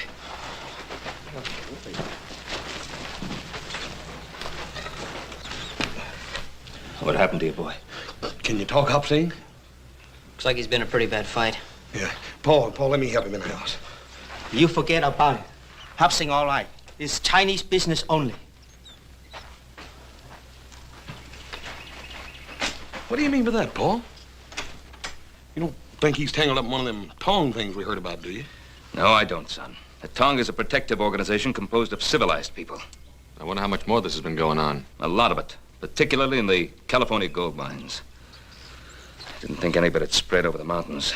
Well, why would anybody want to do a thing like this? Because Hop Sing is Chinese. That's the craziest thing I ever heard of, Paul. I feel like going in there and tearing that town apart board by board. No, you won't, son. You'll go to Jimmy Chang's birthday party tomorrow, just as you planned. I suppose we just forget about the fact that somebody beat up on Hop Sing. We're not going to forget about it, but we're not going to stir up more trouble for the Chinese than they already have.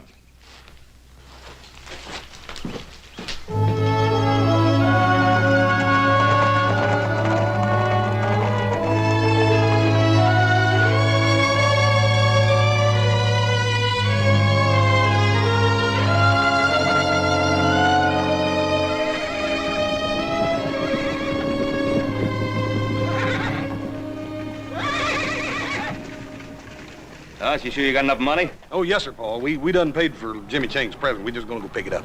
All right. We'll see you later.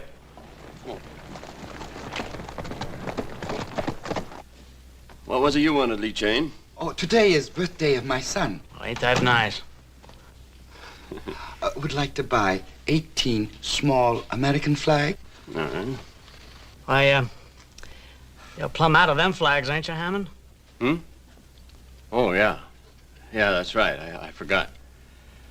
I don't have any American flags, Chang. I'm sorry. What are you sorry for?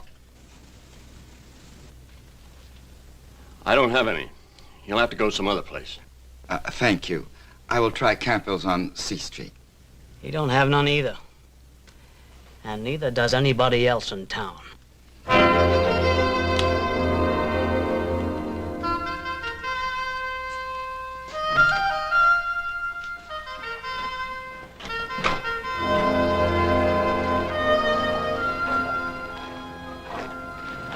Lee Chang, my friend. Mr. Bernard, Mr. Adam, it would seem my unworthy nephew feeds the food to bring good health. It would seem Hop Sing feeds my brother Hoss a few extra servings, too. Well, it's a big day in your life, Chang. You can be mighty proud of that boy of yours. Mr. Cartwright, could I ask you a question, please? Well, of course. Anything you want, you know that. There are customs of your people I do not understand. I'd wish for my son an American birthday party. I wouldn't worry about it. Just give him a cake with candles. Oh, yes. It must be candles and not flags. What do you mean, Chang? I had thought to put American flags on the cake, but I understand it is not permitted. Who says so? Oh, it's no matter. Chang, did Hammond refuse to sell you American flags to put on Jimmy's cake? I did not understand. I do not wish trouble.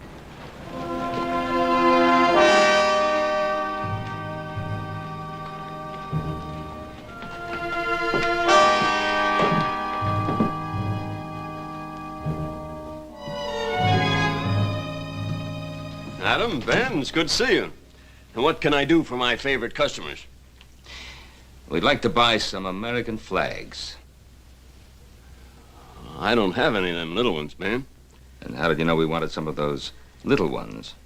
Yeah, maybe we wanted a great big one. Well, do you? You run in the store now, Jesse? No.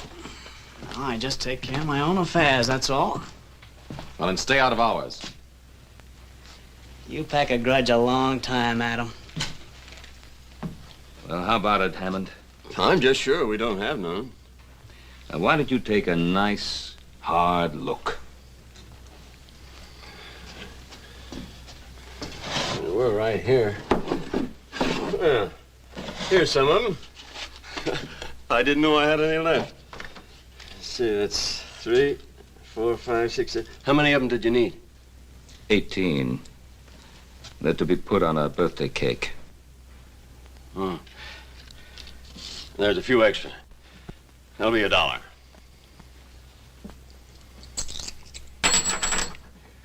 Thank you.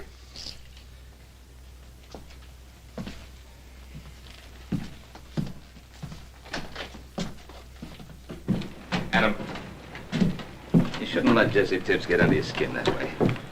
I can't help it. Nothing but a cattle thief and a hired gun, and yet he walks around loose. He'll trap himself in time.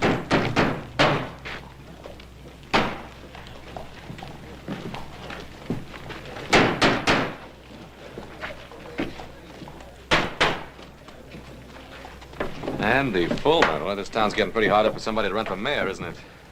Adam, is Jesse Tibbs still foreman of that ranch that Andy Fulmer bought out south of Carson? As far as I know. Hopper Singh, the business with the flags with Lee Chang. Yeah, that sounds just about like the kind of tactics that Fulmer would use. First the Irish and now the Chinese. America for the Americans. It's a pretty tired platform. Adam, do me a favor. Will you take these flags over to Lee Chang? Tell him that Hammond just misunderstood him. What are you up to? Somebody I want to talk to.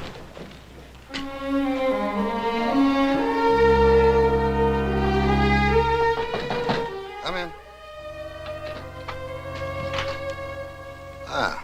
And Cartwright, I'm rightly honored. To what do I owe the pleasure of this visit, Mr. Cartwright? You don't have to go through any of the formalities, Mr. Fulmer. We've known each other for some time. What school did you get that from? School of Hard Knocks, same one you went to, Ben. Only I don't call myself a lawyer. Folks get in trouble, they come to me for advice. Ain't nothing in the law says I can't charge a fee for helping them. Now, just what did you have on your mind, Ben? Andy, I understand you're fixing to run for mayor. That's right. Andy, what's your platform? Virginia City for Virginia City. Short, sweet, and to the point. You like that? Well, it depends on what it means. It means Virginia City belongs to the folks that made it what it is. It means we don't want outsiders. Well, now, what's your definition of an outsider, Andy? Well, now, Ben, you live outside the city and you can't vote for me anyhow, even if you would. But I'll be glad to spell it out for you anyway. It means our town's being overrun by foreigners who are willing to work for nothing, and they're taking the bread and butter out of the mouths of folks like us who built this country. Now, by foreigners, Andy, who do you mean? The Irish, or the Welsh, or the Chinese? Now, before you start giving me any of that high-flown talk about prejudice, you just stop and remember this camp's full of those same Irishmen and Welshmen and Cornishmen, and those are the very people I mean to protect. I wasn't going to give you any high-flown talk about prejudice, Andy. I just wanted to know where you stood. Yeah. Does that mean you're against me, Ben? Well, Andy, it means that if I find out that you or any of your boys had anything to do with beating up my cook, I'll tie a rope around you. I'll drag you up and down Main Street. Now, Ben, like I said before, you don't live in this city. And you can't vote for me nohow. So why don't you just stay out of this campaign? I guess you just invited me in, Andy.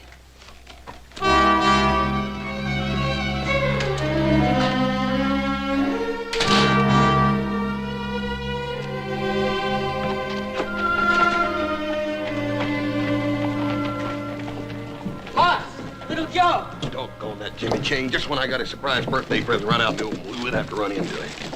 I didn't expect to see you till tonight. You are coming to the party, aren't you? Sure, we're coming, Jimmy. What's the matter, Hoss? We really gonna eat bird's nest? My father said he felt the same way about the first piece of apple pie he ever saw. See you later. I gotta get to the stable and get to work. Take it easy, Jimmy. He's a good kid. Yeah. Made up his mind to go to college, and he'll do it, too. You reckon he knew this was his birthday present? If he couldn't figure that out, he sure has no sense going to college.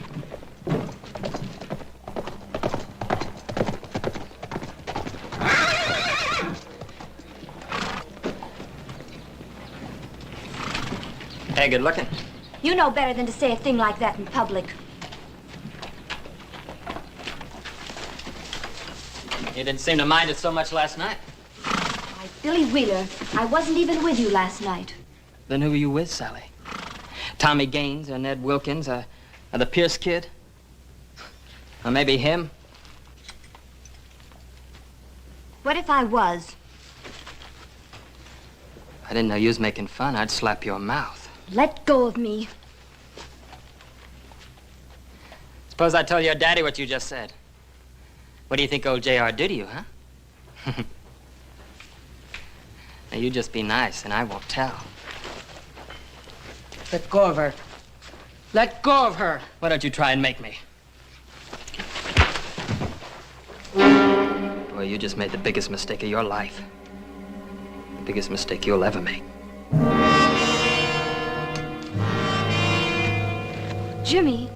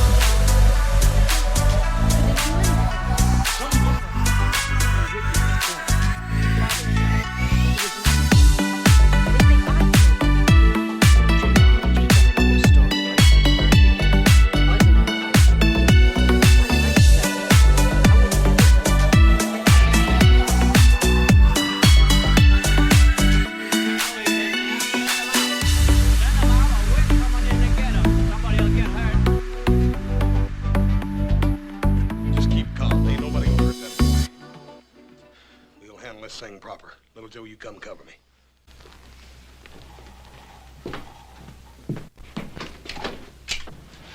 First man that tries to come in this house is gonna have to climb over me.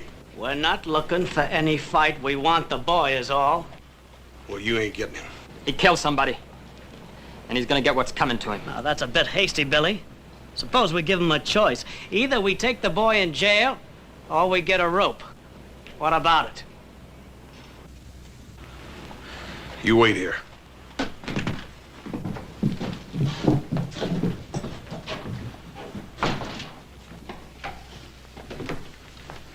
Will they take my son? No, Lee Chang. If anybody does any taking around here, it's going to be little Joe and me. But you believe Jimmy? Look, don't worry, Lee Chang. Sheriff Halstead's a fair and honest man. He'll know the truth when he hears it. Father, in America, a man is innocent until proven guilty. Isn't that right, Hoss? That's right, Jimmy. Go on. Let's go, Hoss. Hop Sing, Adam's gonna stop by for us. Tell him we're down at the jail.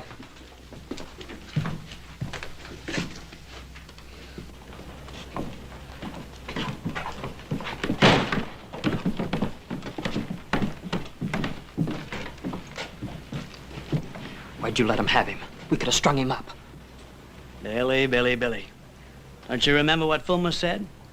What we do is let it boil. We just let it boil.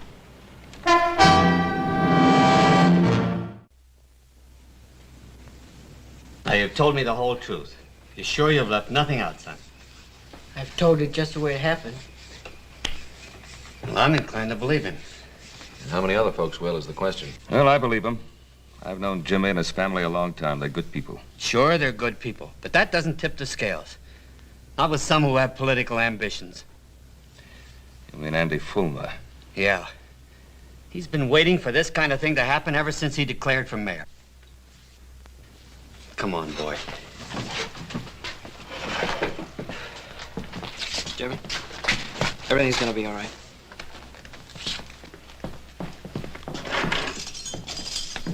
This is for your own protection, Jimmy. You'll be better off here than you will at home. I understand, Sheriff. See, Jimmy, this doesn't mean that you're guilty. Even an innocent man, if he's suspected of murder, can't be allowed to roam the streets.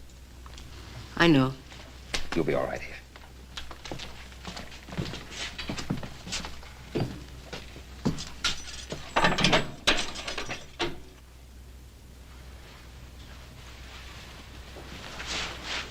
All right, Billy, send him in.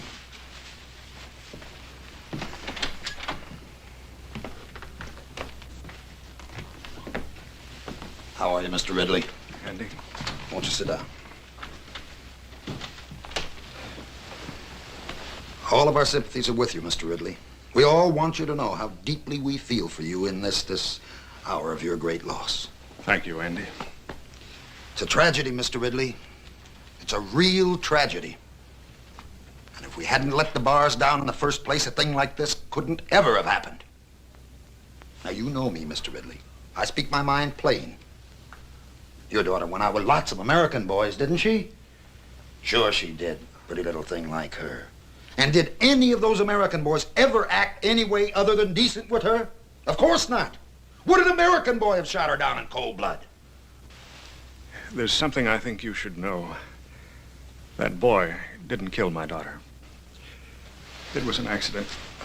I had the gun. The gun went off. That boy didn't kill my daughter, Andy. I did. Now, you just sit there, Mr. Ridley. You had a very trying day. Jesse, haven't you got some work to do? Sure. Sure, Andy.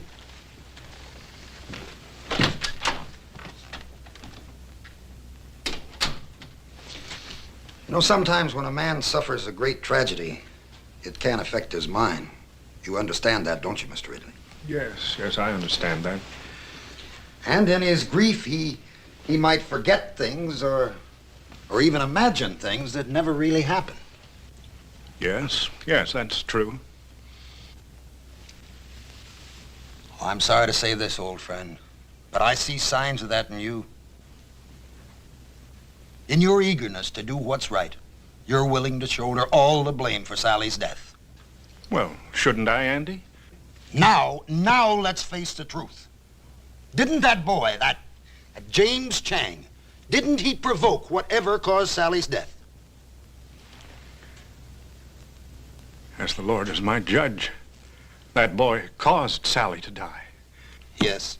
And our city's overrun with these undesirables. And that breeds the sort of thing that happened to you. And every decent citizen in this town wants to see that don't never happen again. Now, ain't that right, Mr. Ridley? Yes, Andy. All right, then. Now let's you and me sit down and examine what's really right for Virginia City.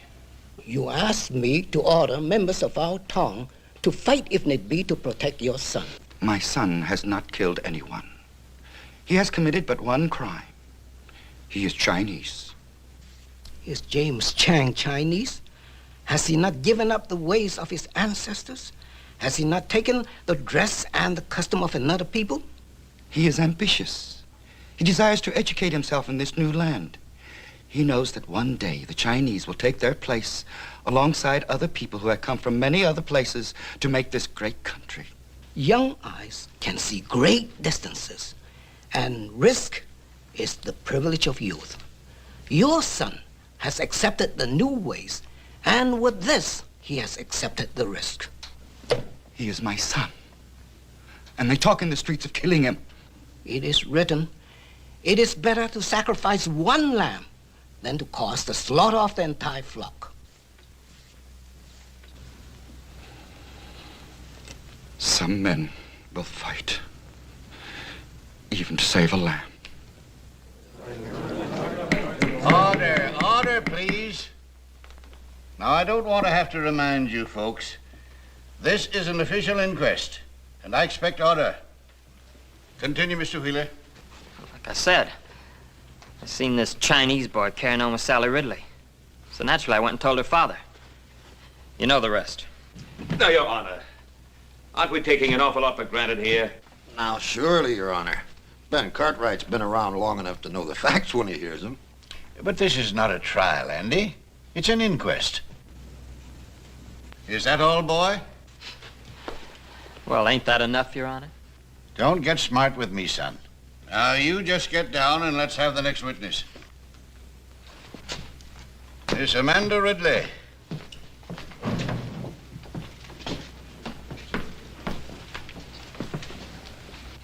Now, Amanda, just tell us in your own words what happened last night. Jimmy Chang killed my sister. Order, order in the court, please. Order, please. Amanda, we're not passing judgment here. We're just trying to get the facts. Well, what did you expect? Everybody in town knows what kind of a girl my sister was. Always flaunting herself, fluffing her hair and mincing around boys. What's the matter with her? She's jealous of her own sister. Please, Amanda, I know how hard this must be for you, but all we want to hear is what you saw. Well, I heard a shot. I ran to the stable. There was Jimmy Chang bending over my sister. There was a gun next to him. My poor father was standing there, just staring. And the gun was by Jimmy Chang? It was right by him, right where he dropped it. Now, Your Honor, how do we know that was Jimmy Chang's gun? Now, Who Ben, saw him drop it there? Ben, you're not trying to tell us that gun just fell out of the sky, are you? Ben Cartwright, I'm not going to put up with any more of your outbursts. All right, Amanda, that's all. Mr. Ridley, will you take the stand?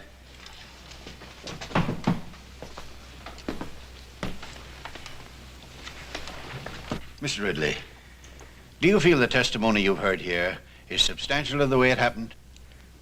As the Lord is my witness, that boy caused the death of my daughter. Thank you, Mr. Ridley. You may step down. Jimmy Chang, stand up. It is the finding of this inquiry that you, Jimmy Chang, stand trial for the murder of Sally Ridley. Inquest adjourned.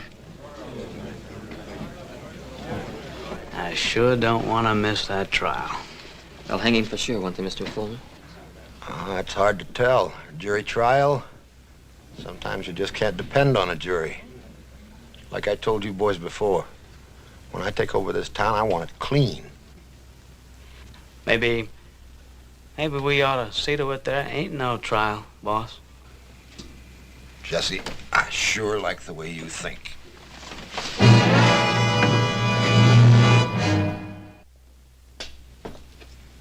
We owe no obligation to this town, boys. Andy's right. We're all merchants. We all earn our living here. If we let the Chinese take over, our property would be worthless. I never spoke truer words, Cyrus. That's my way of thinking exactly.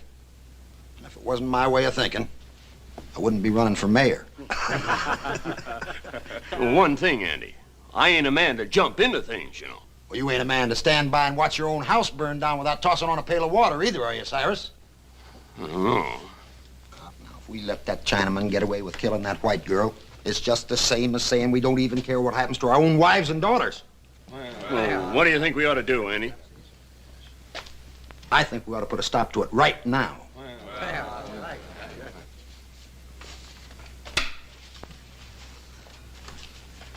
Looks like you're a little off your game today, little Joe.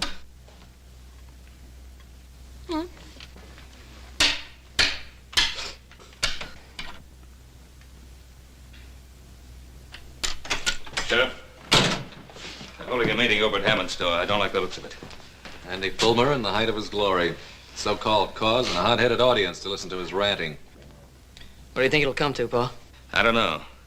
But if Fulmer can fire up that crowd enough, they'll sure enough try to break Jimmy out of jail. Oh, don't you think we can hold him off, Paul? No, I've got no right to ask you Cartwrights to get mixed up in this thing. You got no help either, have you? You want to get rid of me, Sheriff, you're going to have to throw me out. Jimmy Chang's a friend of mine. Well, Sheriff? Well, I won't lie and say that I'm not pleased, but... Well, to make this thing legal like, I'd better swear you all in as deputies.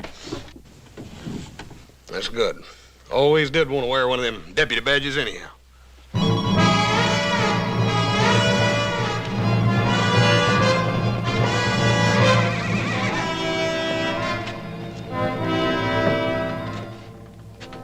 Ben? No. Looks like you were right. I don't think there's any more doubt about it, Sheriff.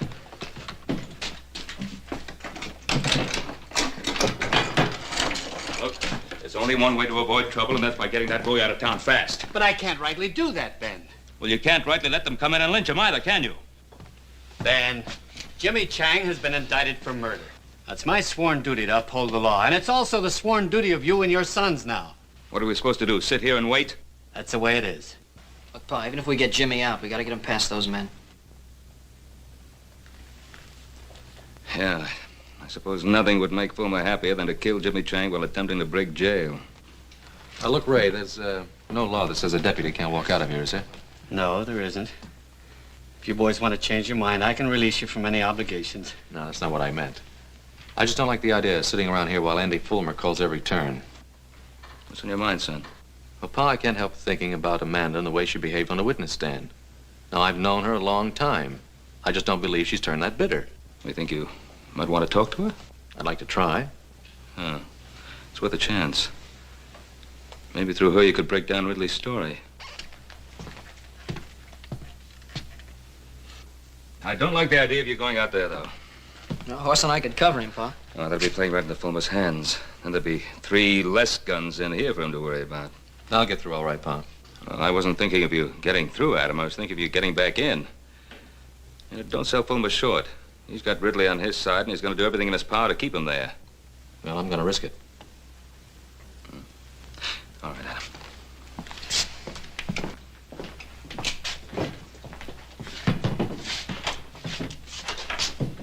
Look at him.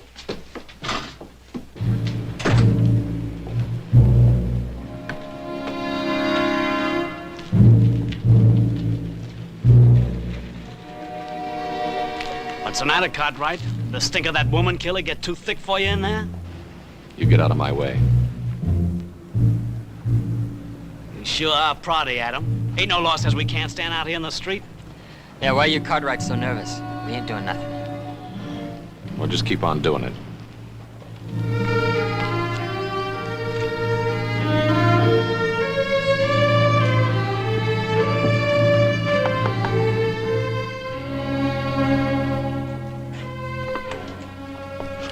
May I come in? I suppose it'd be all right.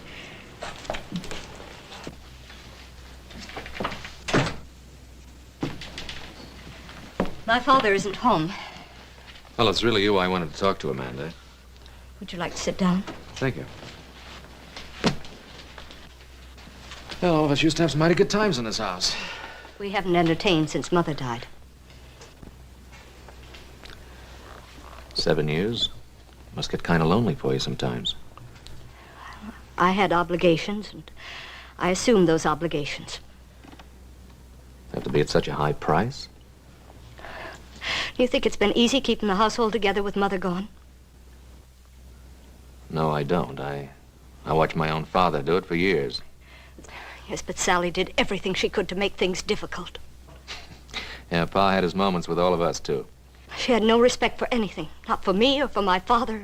Look, Amanda, stop feeling sorry for yourself. Life hasn't passed you by. Why can't you Cartwrights mind your own business and let us mind ours? Because it happens to be everybody's business when a boy's life's at stake. You can stand there and say that to me when my sister's been murdered. What do you expect me to do? Go over there to Jimmy Chang and tell him it was all a big mistake? If that's what it was, yes. Jimmy Chang said he didn't have a gun. He said it was an accident. Now, look, Amanda, I've always admired you because you had the courage to stand up for what you thought was right. Sally was just exactly the way you used to be, no more, no less. You don't need to pretend with me, Amanda.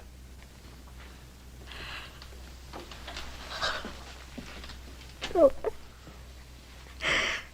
Adam, I've been so alone.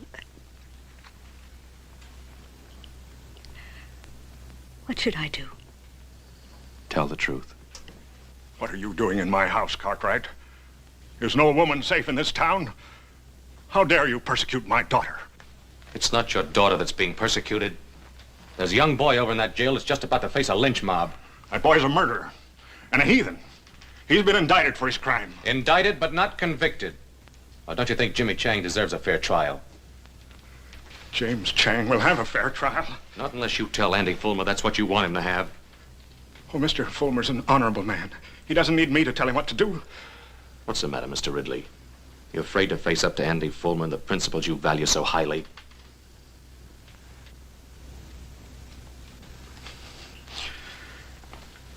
I fear no man. Well, then talk to him. I'll go with you, Father.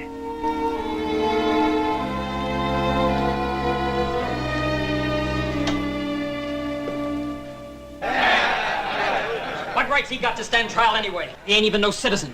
That's right. We gonna let those Cartwrights tell us how to run our town? They don't live in Virginia City. And this town is for us that lives here, for us Americans. That's right. There are only 3 Cartwrights in there. Adam left. And we'll see to it he don't get back in again. I say rush the jail. Sheriff Halstead will be on our side when he sees we mean business.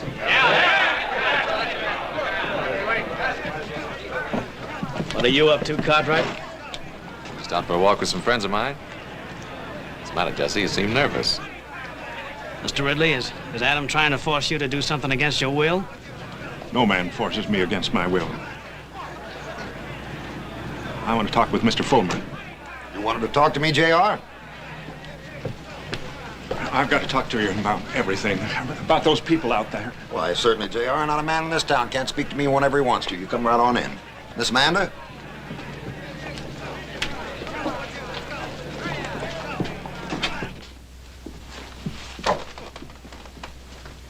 Let's step into my private office. We can talk freely there.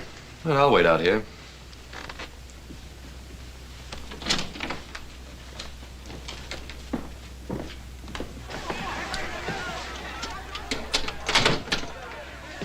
Won't you sit down, Amanda? Thank you. J.R.?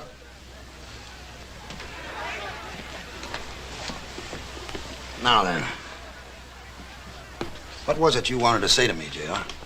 I want those people out there to know the truth. I want to tell them what I told you this morning. And what did you tell me this morning, J.R.?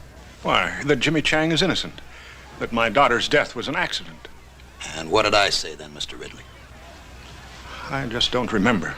Didn't I say that I wanted to help you? Didn't I say that the people of Virginia City were behind you 100%? Did you see all those people out there in that street? Why do you think they're there? They're there because they're your friends, J.R. Just as I'm your friend. Because we both believe in the same principles. We believe in honesty and decency and the American way. Now, ain't that right, Mr. Ridley? Yes, I suppose so. Father, you... Now, you don't suppose. You know. Those people are out there because they're your friends. They're out there to honor you. They're there to honor a man who stood up in his hour of great tragedy. Not for his own sake, but for the sake of an entire city. Now, are you going to let them down, J.R.? Are you going to let your daughter die in vain?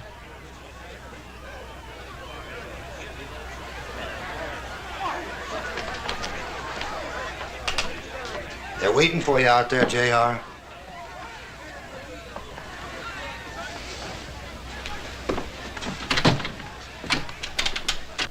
Well, Mr. Ridley?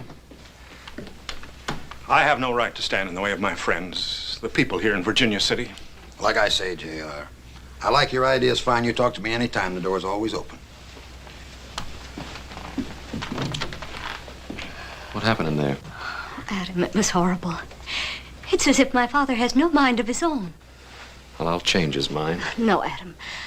Let me do it. I can make him understand that he's got to tell the truth. All right, if you think you can. Remember, Amanda, Jimmy Chang's life depends on your father telling the truth. I realize that now, Adam. Come along, Amanda.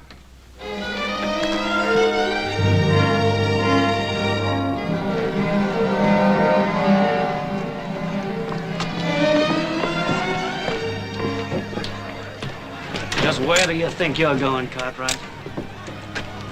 Now, why don't you leave those folks alone?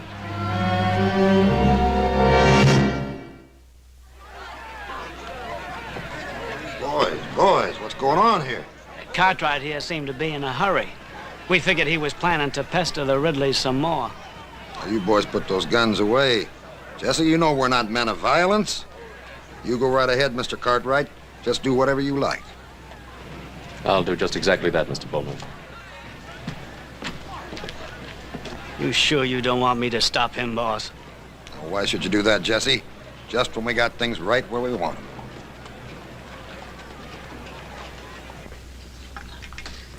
Well, Joe, did you ever taste anything like these jailhouse beans? Yeah.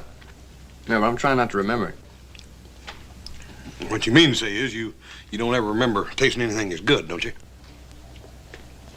Yeah, that's what I mean. It's almost worth breaking a law to get this kind of chow. Jimmy, you ain't eat a bite of yours. Why don't you try to get some of that down? Thanks, Hoss, but I'm not hungry. Hungry? What's that got to do with it? You think the only time a man can eat's when he's hungry? Yeah, you haven't got any kind of fool idea like that, do you, Jimmy? I didn't kill Sally. You believe me, don't you, Hoss? Jimmy, you ought to have more sense than even ask such a question. But there are some people in this town who think I did. How can they, Hoss? Jimmy, don't you worry none. You got lots of friends in this town. Friends that aren't going to let you down. Here he comes. Let him in.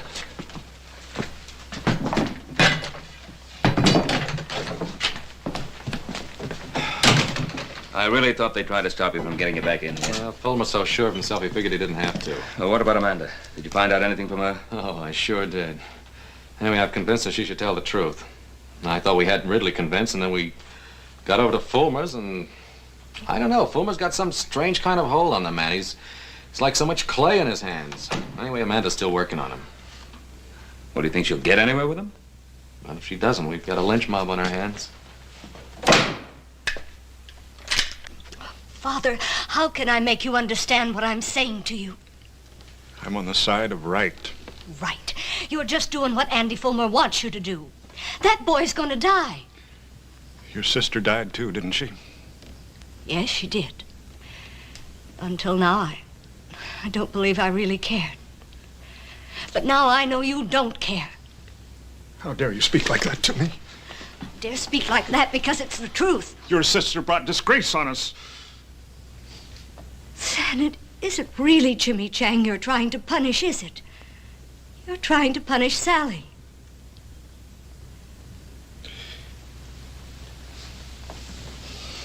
Father, was her death really an accident? Or did you pull that trigger on purpose? Is that why you're afraid to talk? Amanda, as God is my witness, it was an accident. Then go out there and tell them. Oh, Father, we've both lied to ourselves. We never really believed the things we said about Sally. And if we let Jimmy Chang die, we'll really be condemning Sally. You and I, Father, we're the guilty ones.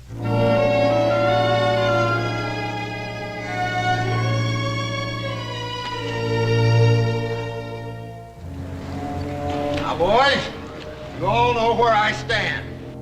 I'm just interested in doing what's right for our city. Are we gonna let those Cartwrights stand between us and what we know's right? I say let's rush them and get them out of that jail. Come on! Huh? Here they come. Let's put a few shots over their heads. That should scatter them.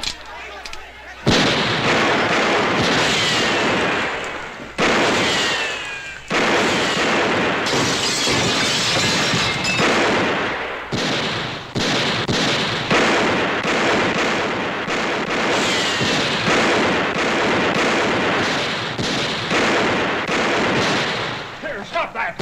Stop it, everybody! Stop! Ridley. Yeah, looks like she convinced him. Stop it, everybody! Stop! Get in here, JR. Those Cartwrights will kill you. It isn't the Cartwrights this town needs to fear, Fulmer. Ah, JR, we understand each other. That won't work again, Andy. I'm going to tell Sheriff Halstead the truth. Now, we've been through this before. I'm going to tell him the truth. Get him.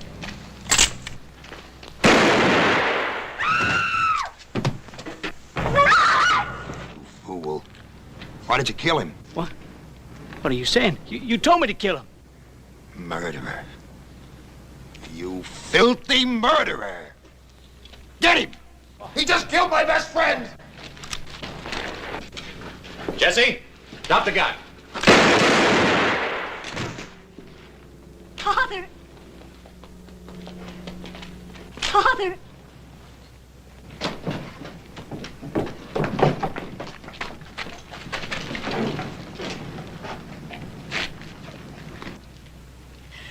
My father wanted to tell you something. I know what it was, because I was part of it. We lied on the witness stand this morning. My sister's death was an accident. Jimmy Chang didn't have any gun. My father killed Sally. That's what he wanted to tell you. Well, Fulmer, 3 dead. You satisfied? You trying to make a murderer out of me, Ben? You tried to murder this town. You still want this man for your mayor? Hold on, wait a minute, folks. Hold it. This is a terrible thing that's happened here today. And we sure don't want anything like that to happen here again. Folks, listen, you know how I stand, what I believe in. I just want what's right for Virginia City.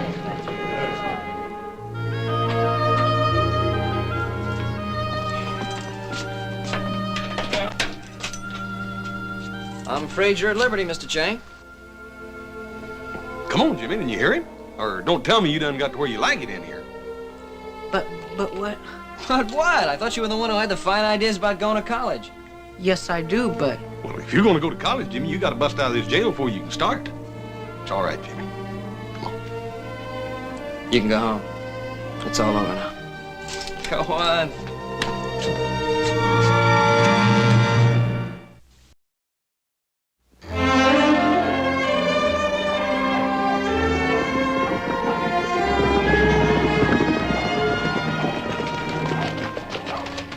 Go in the house, Mary. Stay where you are.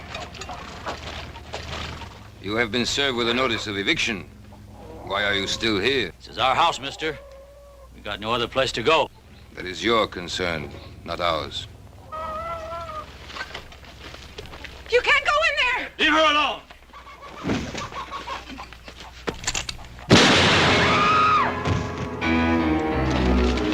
Sounds like coming from the south, boy. The Logan place. Put up the sign.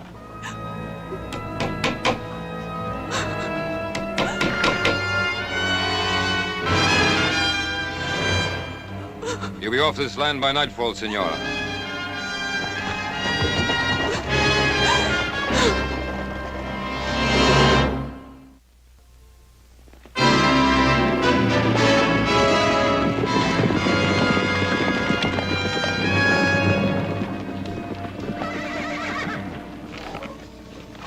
Is he badly hurt?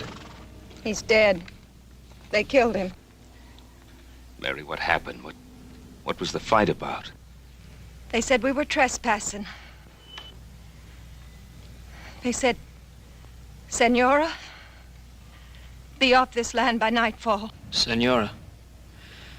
Sounds like Don Antonio. Let's go. Stay where you are, little Joe. Mary, the law's on their side. Andy and me, we homesteaded this place. 5 years he sweated in these fields. Now we got a family coming. I'm not going. Mary, come with us. We'll be back. I promise. Give me a hand, boys. You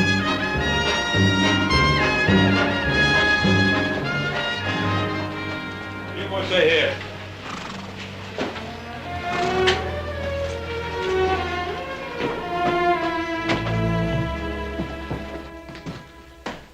Ben, Adam, I've come to report a killing. Andy Logan has been shot down in cold blood. As a matter of accuracy, he was killed in self-defense. Sheriff Hawkins has all the facts. That's right, Ben. Senior Logan has already made a complete report on behalf of his men. Well, did he report that it was his men who committed the murder? There's a difference, Ben.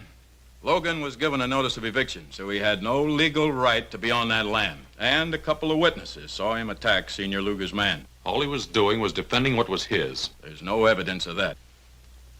Well, there's Mrs. Logan's word. Do you think that'll stand up in court, Adam? Stand up in court. They talk of lawlessness of the West. Well, this is lawlessness backed up by law.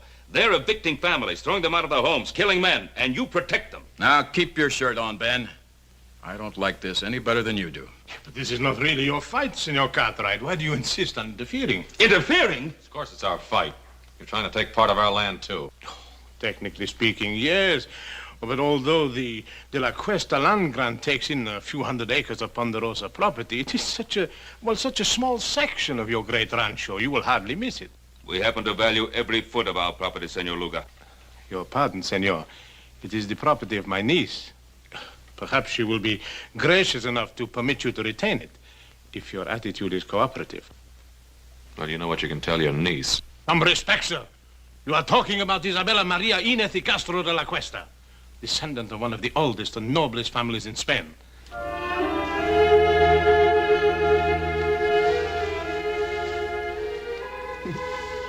Sanchez, you are becoming quite amorous. For the noble Isabella de la Cuesta, why not?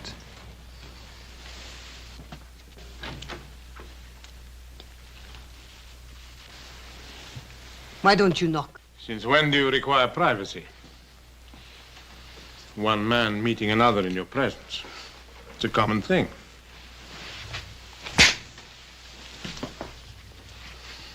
Get out.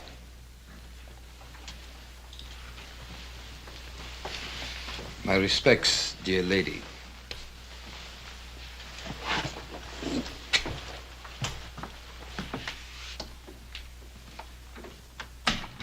Sanchez, the darling of the barroom girls. Now he has you. Please do not give me one of your lectures. I am tired of being cooped up in this hotel room. But this room is much better than you're used to, my dear. These fine things, these flowers. For entertaining someone like Sanchez, I don't need them. I am Isabella de la Cuesta. Is that not right? Yes, that is right. Then I refuse to remain a minute longer in this carpeted prison. Just a few more days. Everything is going beautifully. Don't spoil it. How could I spoil it? Everybody is expecting Isabella de la Cuesta to be a great lady. And whatever you are, my dear, well, you know your weaknesses. When the time comes, I will be as much a lady as anyone. I've spent years of my life on this project, tracing the land grant and then tracing you. I won't let you destroy it now. You understand?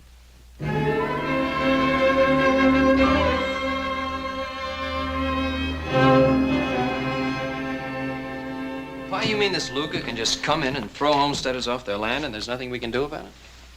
Well, the Spanish land grants go back hundreds of years. Mexico recognizes them, we recognize them, and the De La Cuesta claim has been examined and validated by the Territorial Land Office. Apparently, it's in perfect order. I would suppose it wasn't all in perfect order. Well, then we could go to court and try to stop them. The Records of the Spanish land grants are kept in Monterey, aren't they? Mm-hmm. Maybe worth looking into. Paul, would you like for us to ride down there and check on it? Yeah. Yeah, you and Joe. First thing in the morning. Check everything on file. Get a complete history of the De La Cuesta family. Meanwhile, Adam and I will file an action in Judge Blankney's court in the name of the Carson Valley settlers and ourselves. Well, what chance do you think we stand there? Very little, I suppose, if Isabella De La Cuesta is actually the true and rightful heiress. Well, there's still one more thing we could do. What's that? Talk to the great lady herself. After all, no one's seen her or talked to her except Senor Luger. What good will that do? You don't think she's going to help us? Well, how do we know till we find out? Well, here's hoping we can prove that Isabella De La Cuesta is not Isabella De La Cuesta.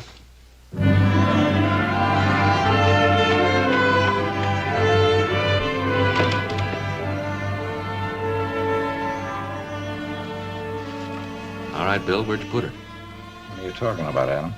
The great lady. Senorita De La Cuesta, or whatever she calls herself. What room's she in? I can't tell you that, Adam. I've got orders. You also got friends. Room 33. Thanks.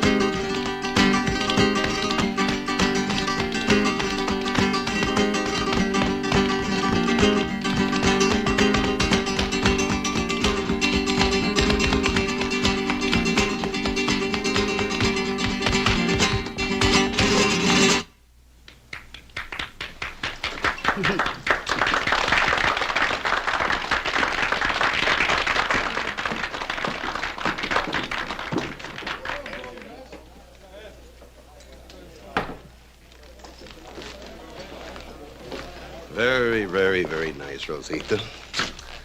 How about a drink? You must be mistaken. The name is not Rosita. No?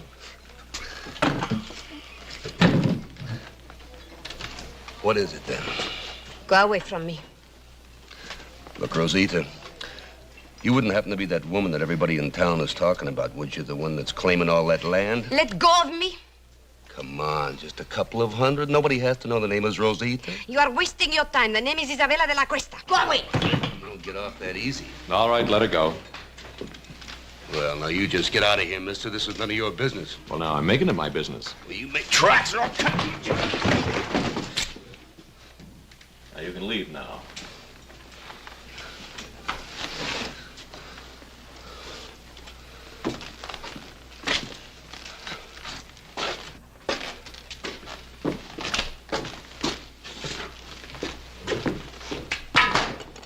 Exciting place. Is he hurt? No, he'll get over it. I appreciate your fighting for me. It was not your fight. But you are my fight, Senorita de la Cuesta. Oh. Why? Who are you? My name's Cartwright. Adam Cartwright. Oh, yes, I've heard my uncle talk about you. It seems you are giving him some trouble. Oh, I hope to give him a lot of trouble. Then why did you... Gentleman always helps a lady. At least you consider me a lady. Very beautiful one. Well, in that case, perhaps you would walk me back to my hotel.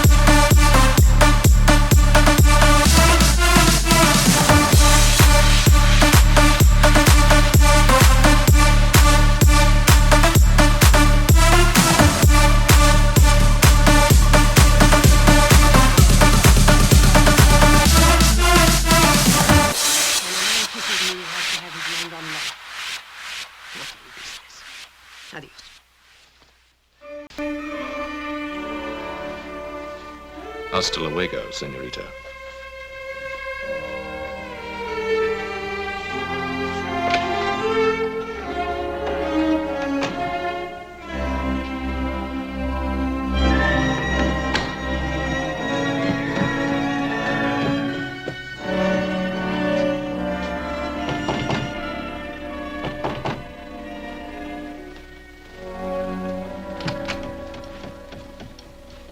At least you have learned to knock. Of course. You've had a visitor? That is my business. Young Cartwright. Where did you meet him? That is also my business. It's mine also. The Cartwrights are our main opposition. They will do everything they can to stop us. Supposing we had the Cartwrights on our side. Impossible. Supposing we had one of the Cartwrights on our side. Isabella, you have learned to handle men to perfection. Thank you. But then, of course, I didn't have much choice.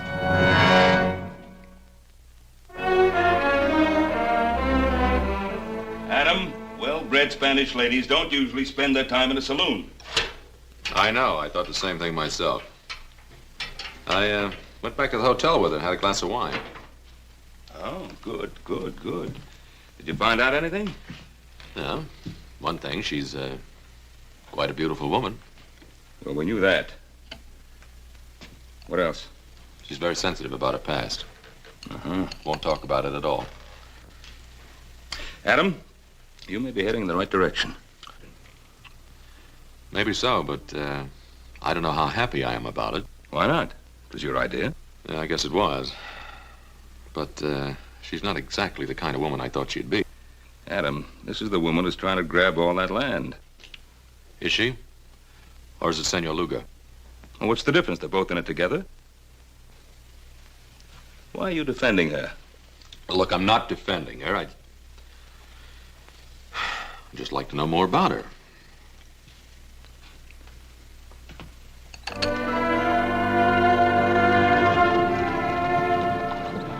Anything wrong, senorita? I'm tired. I've had enough of riding. I don't like it. Why, I thought all Spanish ladies knew how to ride. Well, I am out of practice. Please let us rest a while.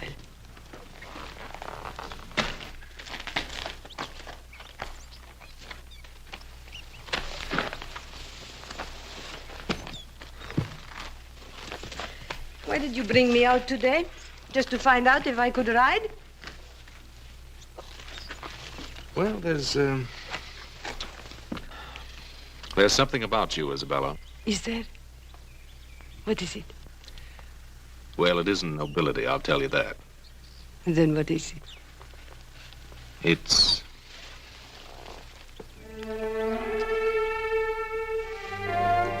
Adam, why do we have to be on different sides? Maybe we don't. Come on, there's something I want to show you. But I'm very happy here. It's very important.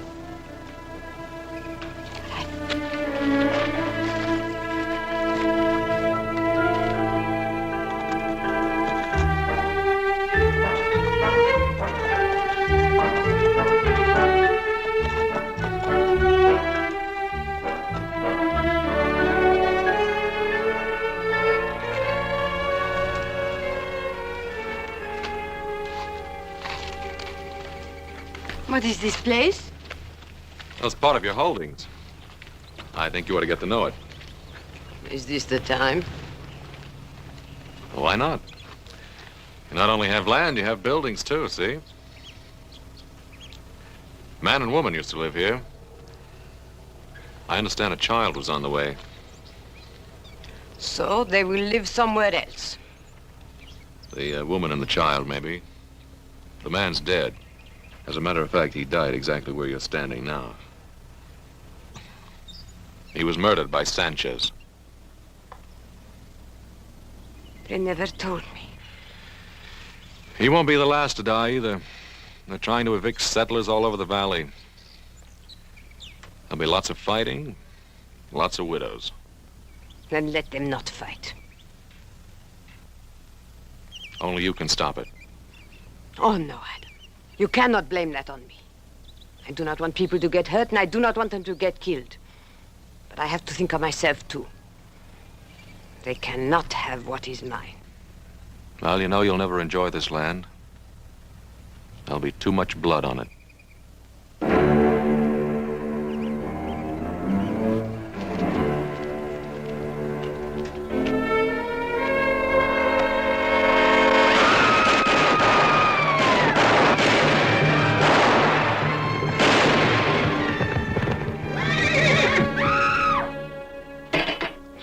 Antonio, the southern section is all clear of settlers. Good, good. Now you can start on the north section.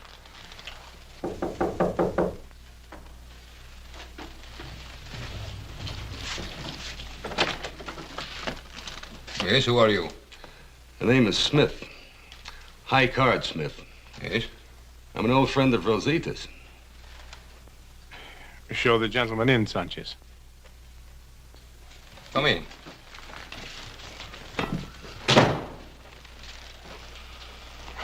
Now, what is this about Rosita? I used to know Rosita in San Francisco. I figured you wouldn't want the news to get around. But we have nothing to hide. Well, that might not go so well in court, senor. After all, people are liable to get all mixed up between Rosita Morales and Isabella de la Cuesta. I see, I see. You want to avoid confusion, hmm? That's a very good way of putting it. Clarity is a laudable aim. You're a very generous man. Very generous indeed, sir. You know, I want to tell you something. Just as long as you keep scratching my back, I'll keep scratching yours. Thank you, senor. Gracias. De nada. Adios. He'll be back, senor. Yes, I know, I know. Unless something happens to him first, huh? You expecting trouble, Mr. Cartwright? No, not really, Hobson.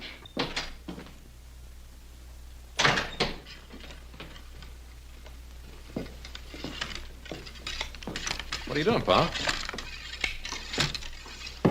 I'm getting ready, just in case. Well, I thought we decided there wouldn't be any fighting. Well, if the settlers decide to fight against their evictions, I'm not going to stand by and watch them get shot at. Did you talk to him? I talked to them. But I don't think they'll stand for much more pushing around. And neither will I. Well, now, there's just a chance that there may not have to be any pushing around. Why? Well, I went riding with our Senorita de la Cuesta this afternoon. Huh? What happened? I took her out to the Logan place. Did she like it? I told her what Senor Luga's men had done. I think she was honestly upset about what happened out there. That's nice, Adam. That's real nice. Was she upset enough to call off her hired killers?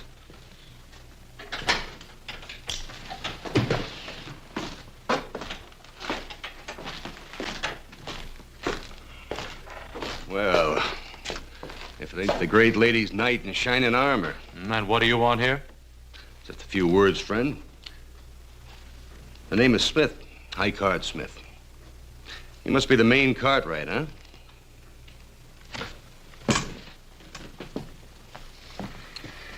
You have something to say, say it. Hospitality. Western hospitality, friend. You know, as a matter of fact, everybody in Virginia City has been very inhospitable towards me. Especially at the poker tables.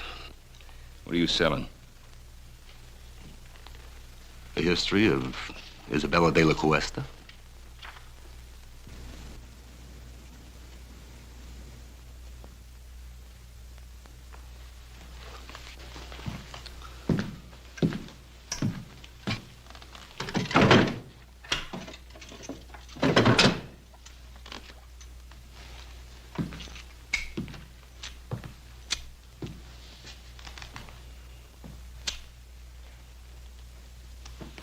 Mr. Cartwright?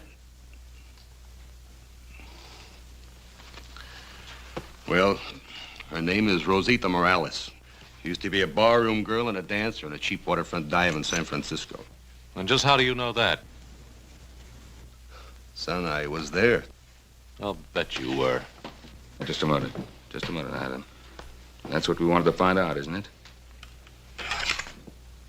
You know who her family was? Family. A comanchero, Pedro Morales. He runs a little store in a dirty little spot a few miles south of here called Los Altos. I want you to stay in Virginia City till that trial comes up. You know I can't do that. Make it worth your while. All right, friend. But don't you try to find me. I'll find you. I'll find you often.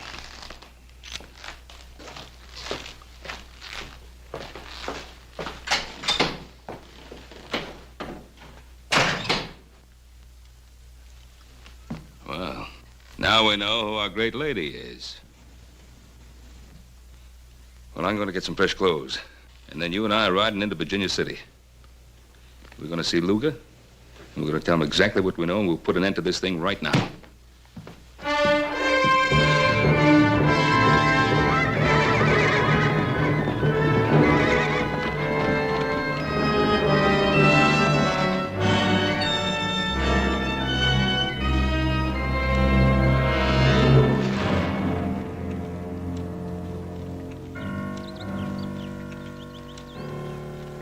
I think we better keep our little appointment with Senor Luga.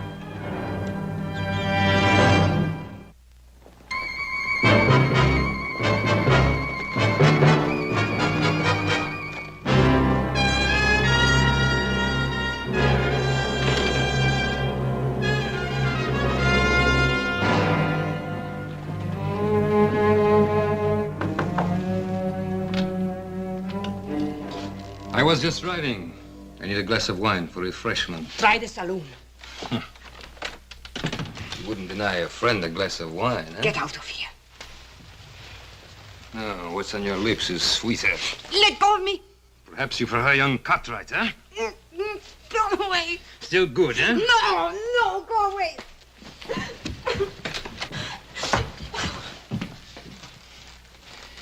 You're surprised, Senor Cartwright, huh? To see your great lady in a lover's quarrel with one of her servants, huh? May we have a moment with you, senorita? Yes. He forced his way in here. You do believe that, don't you, Adam? I think it's about time this masquerade came to an end. We know who you are. You're Rosita Morales. Maybe I am, but I am also Isabella de la Cuesta. Your father's Pedro Morales. My father is not Pedro Morales. He bought me from some Indians after my family was massacred. I was too little to be killed. But soon I became big enough to chase around the shack. So I ran away to San Francisco. Now, Miss Morales, how can you possibly expect us to believe that kind of story? Because it is the truth. And if you want to believe anything else, you will have to prove it. And while we're proving it, more killing, more bloodshed, is that what you want? I don't know anything about that. You can put an end to it. How? Withdraw your claim to that land. It's the only possible decent thing for you to do. The decent thing to do. Rosita Morales is not decent, is she? Then Isabella de la Cuesta will not be decent either. But she will be rich. And how many lives is that worth to you?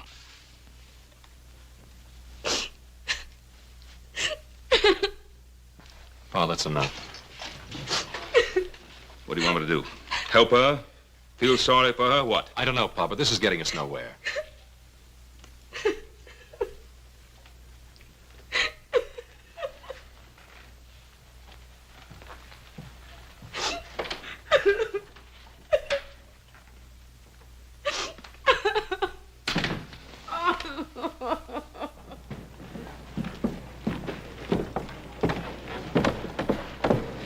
Adam, I think it's up to you to find Morales. And if you can disprove that story of hers, bring him back here. And if not? Well, then do whatever you think best. But whatever it is, do it quickly. All right, Pa. But I don't want to miss anything, so don't start shooting till I get back. How much do they know about you? They probably go after Morales. I'll take care of it. No. No, what can poor Morales do? He can't help us. I'll be the judge of that. Don Antonio, I don't want any more killing. Please, no more killing. Yes, no more killing. Why are you crying? Those Cartwrights have an unfortunate effect upon people, huh?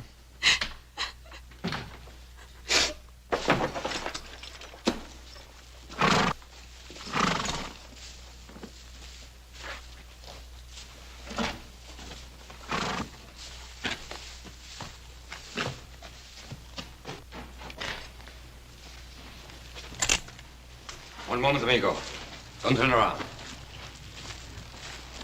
You're not going anyplace. This will get you nowhere, Sanchez. No, it will get me your life. My life? Who sent you, Luga? No, not Luga. Isabella de la Cuesta. You're lying. Why? You think she cares about you? I don't think she'd send you here to kill me. You presume too much, senor. Do I?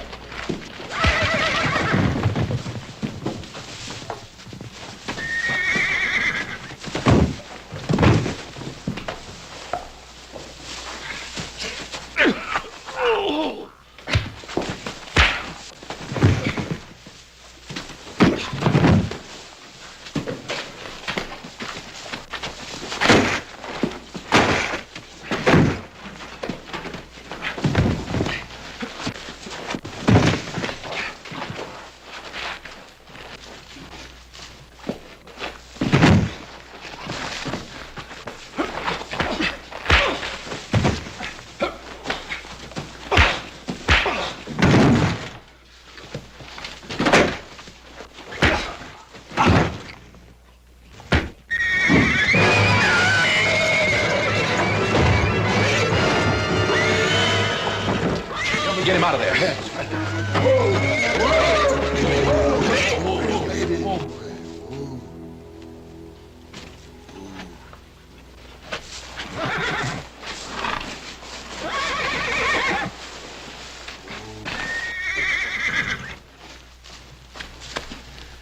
He's dead. Look, Jack, I'm in a hurry. Tell the sheriff I'll explain this to him later, will you?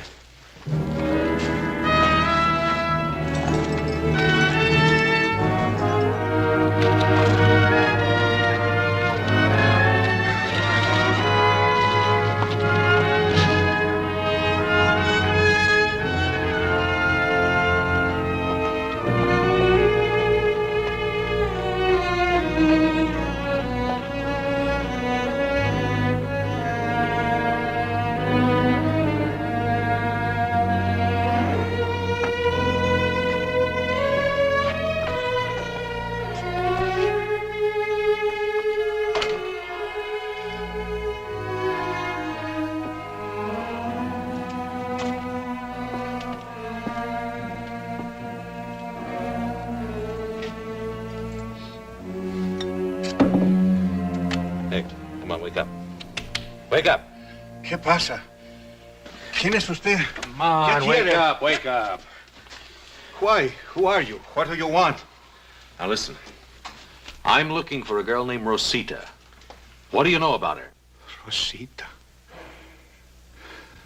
She remember Morales? She remembers. A year ago, a man come and ask about her. But he gave me a bottle of whiskey. Now, what'd you tell him? Senor, you give me money for whiskey. I tell you more. What can you tell me that I don't already know? 5 years back, a woman come, very old, from Mission San Jose. She say she looking for a little girl. Who was the old woman? Whiskey, senor. Come on, who was she and who was she looking for? Whiskey, senor. All right. Now, who was she and who was she looking for? Her name was Doña Teresa Esperanza.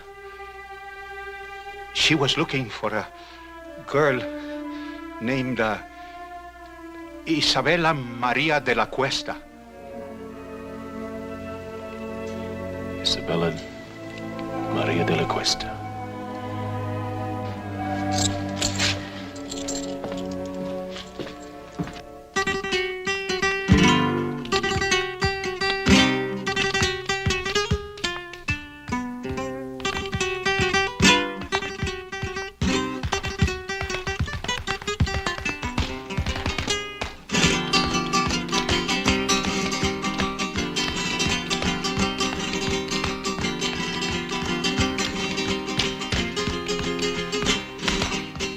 Might have known I'd find you here again. I was just sitting here thinking. You mean getting drunk? Watch your tongue, senor. I don't want to be hated. Everyone loves the rich. It's good enough for you, isn't it? And not you? How are you falling in love with this young Cartwright? And if I have, what business is that of yours? Must I remind you what we have at stake? Sanchez is dead. And how did he die? Killing again? I told you I didn't want any more bloodshed. Suppose they bring old Morales back, and the Cartwrights bribe him. They will force a hearing immediately, and anything could happen. But if I am Isabella, what are you afraid of? Justice is nebulous. Everyone is behind the Cartwrights. They love them in this town. Is it so bad to be loved? When we are rich, they will love us too.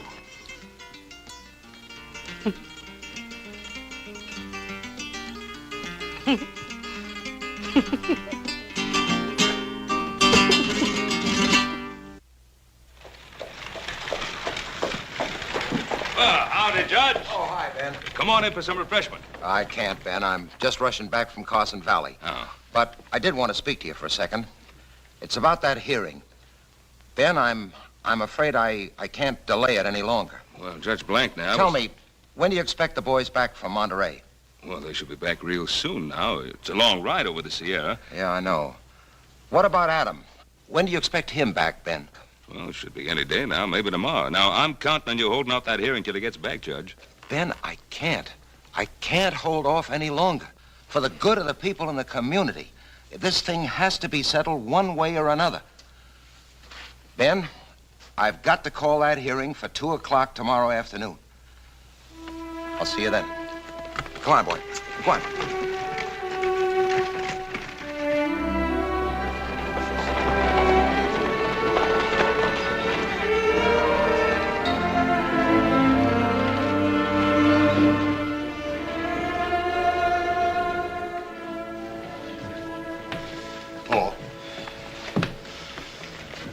Hello, boys. I'm glad you got back in time. How much good does it take going? Why didn't you get the information I sent you for? No, we got it, Paul, but that's just the point. What? It's just as they called it. That De La Cuesta land grant's as solid as a rock. The family was given possession of all that land, and what was that word, little Joe? Perpetuity. Yeah, by the Spanish king himself. That Senor De La Cuesta must have been quite a feller. We'll have to wait for Adam. What good's he gonna do? He's our only chance now. It is now 2 o'clock and time for these proceedings to begin. Your Honor, I would like to make a request. What is it, Ben? I've been waiting for my son, Adam. Something has delayed him. Well, I don't see why that should hold up these proceedings. Your Honor, I think the issue is quite clear. This is obviously a transparent attempt to delay and obstruct justice. Oh, surely, Your Honor. A few more days could be spared in a matter of such importance to so many people. A few more days, Your Honor. We've been forced to delay too long already. Your Honor, I am not opposed to the delay if it will help things. I think I know what is best for us, my dear. But if Adam has some information bearing on the case, why should we be afraid to hear it? Evidence can be falsified. Witnesses have been known to lie. Oh, to tell the truth, Senor Luga. This case affects the lives of so many people that I think nothing should be overlooked. Therefore, I hereby adjourn these proceedings until 10 o'clock tomorrow morning.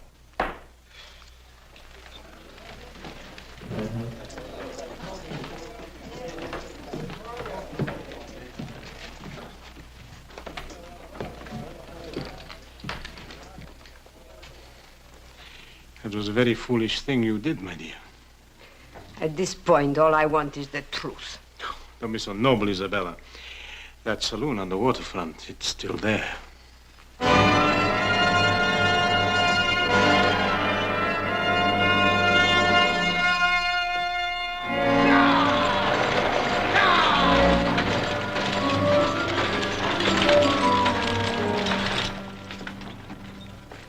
They're here.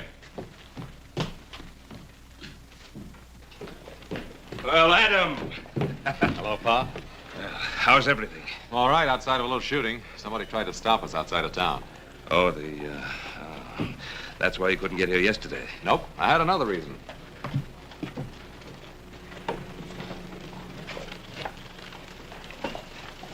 May I present Donna Teresa Esperanza?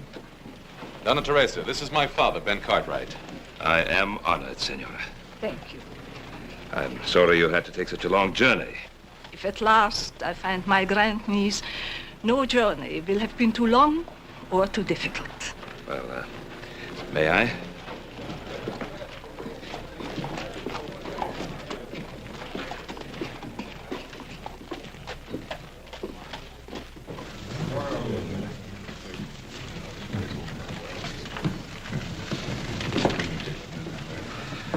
I think you will be comfortable here.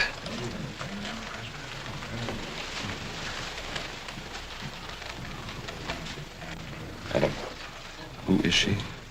She's the grand aunt and last living relative of Senorita de la Cuesta. What about Senor Luga? Well, he's not her uncle, that's for sure. Doña Teresa. Senor Luga, I did not expect to see you. I'm sure of that. Otherwise, you would not be here. Your Honor, this is the witness for whom we've been waiting. This is Donna Teresa Esperanza. Senora? The great aunt of Isabella de la Cuesta, the only link to her past, and the sole person able to identify her. Identify her? Oh, Donna Teresa is an old woman. She hasn't seen Isabella for many years. In fact, since a little child. How could she possibly give a valid identification? Who is this adventurer to decide on my qualifications?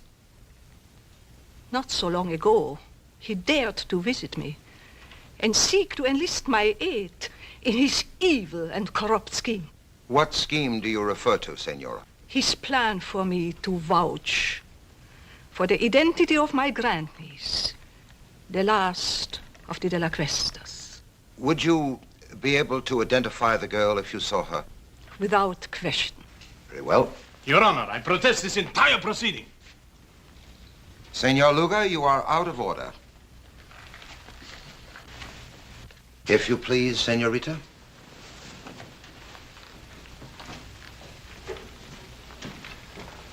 Senora, this is the girl to be identified. Would you tell us if you know her? Turn around, young lady. Raise your head, please.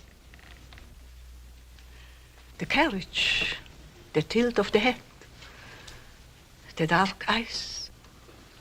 Your Honor, if I might see this young lady alone, I shall be able to tell you whether she is indeed my grandniece. That isn't necessary. It is obvious from Doña Teresa's reaction that this is her grandniece.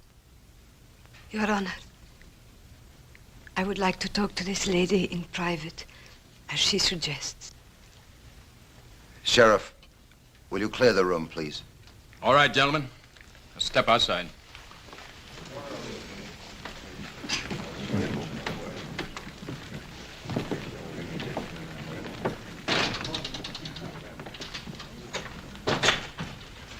Doña Teresa. Doña Teresa, is there some way you can identify me?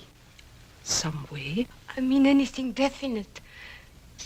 I have lived so much of my life with uncertainties. What is it you seek out of life? Is it riches or power? Do you want to be a great lady? Is that such a very bad thing to want? No, nothing at all. But let me tell you about the De La Cuestas.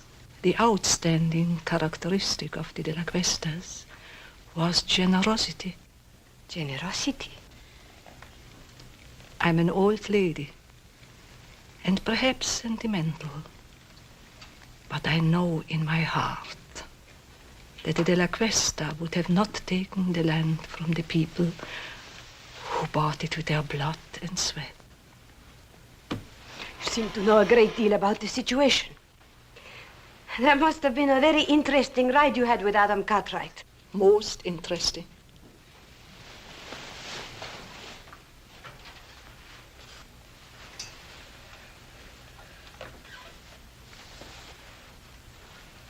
I know who I am now. Thank you, Doña Teresa. Thank you.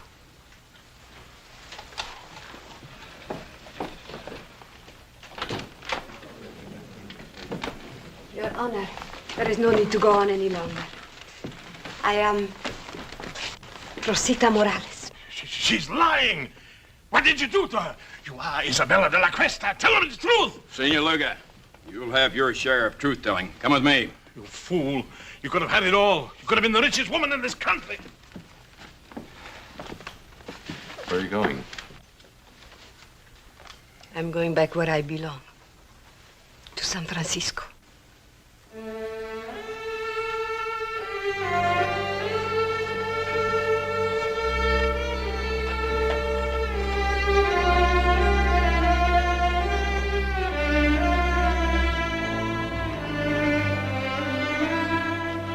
This must have been a difficult thing for you to do, to expose an imposter. An imposter? What makes you think she's an imposter? Donna Teresa, is she Rosita Morales or Isabella de la Cuesta? Who knows?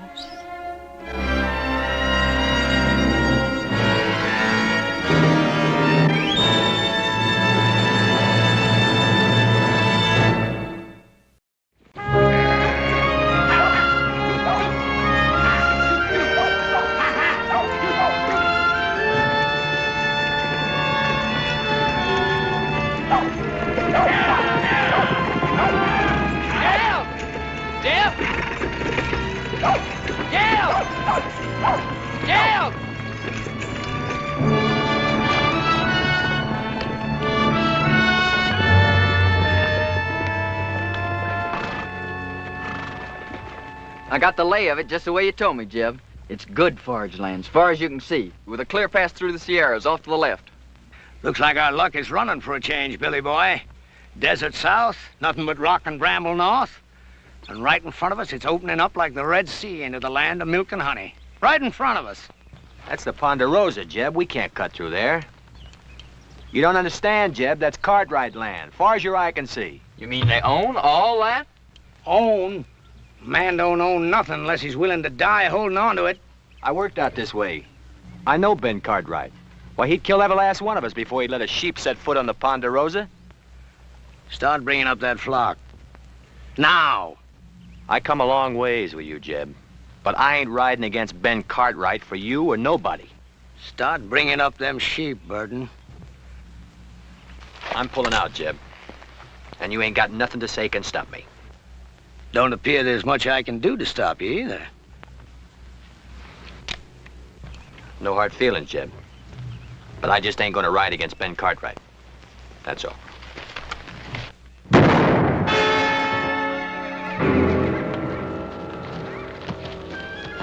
All right, you two, get them sheep moving. Leave him, Billy. He's past fussing.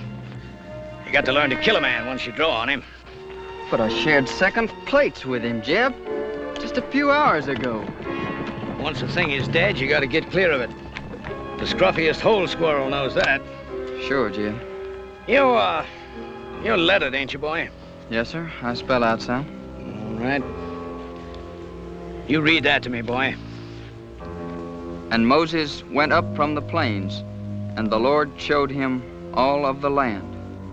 I've been near 40 years myself, just like Moses. But the Lord has finally showed me my land, and I'm gonna take it to myself. I have to kill everything on it and burn it to the root.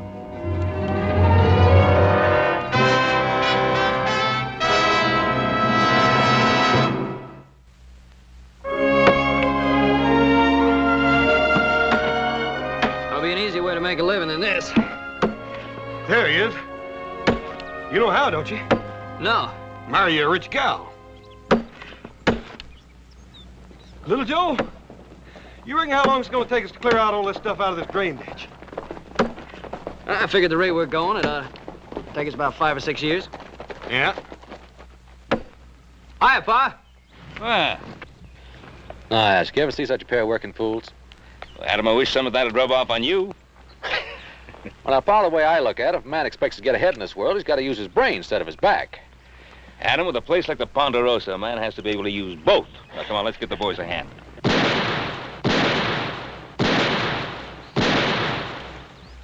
Who'll be over there? Must be Tucker. I put him out hunting strays. That don't sound like strays. Strays, all right, but the two-legged kind.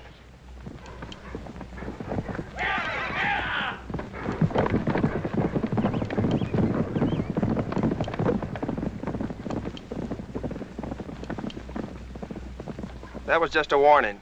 Where do you men think you're headed? Why, we're aiming across the Sierra. We better find another way. Nobody goes through the Ponderosa. That's Ben Cartwright's orders. You figuring to stop us all with that gun? Well, maybe not all of you, but I'll drop the first man that tries to come through here. How much is Cartwright paying you, mister? Well, what's that to you? Is it enough for a man to get himself killed for? Look, we're coming through. Now, you can shoot me if you've a mind to, but as soon as you pull that trigger, you're the same as a dead man. All right, bring him through. And you better get out of the way, mister, before you get yourself trampled.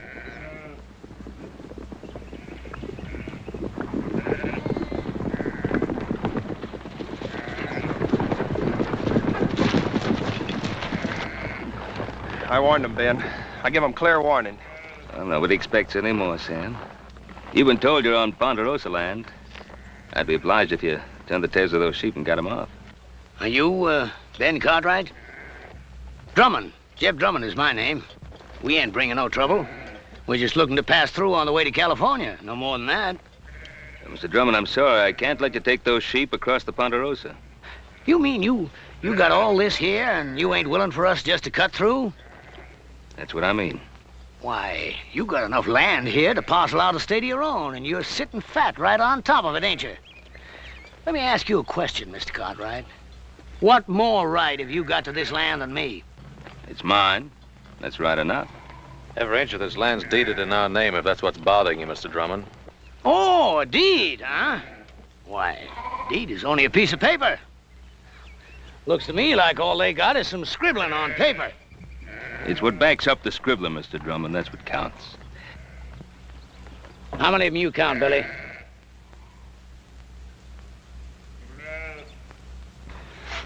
Five, Jeb. Just 5. Less than we got.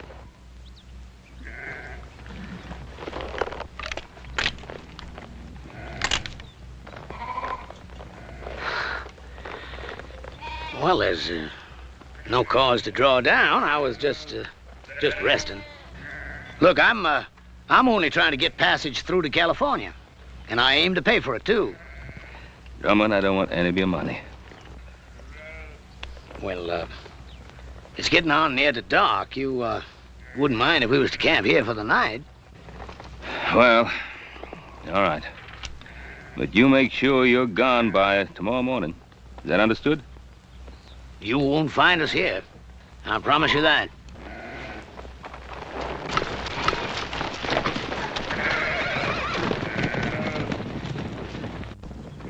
Yes, sir. You can count on it, Mr. Cartwright. You won't find us here.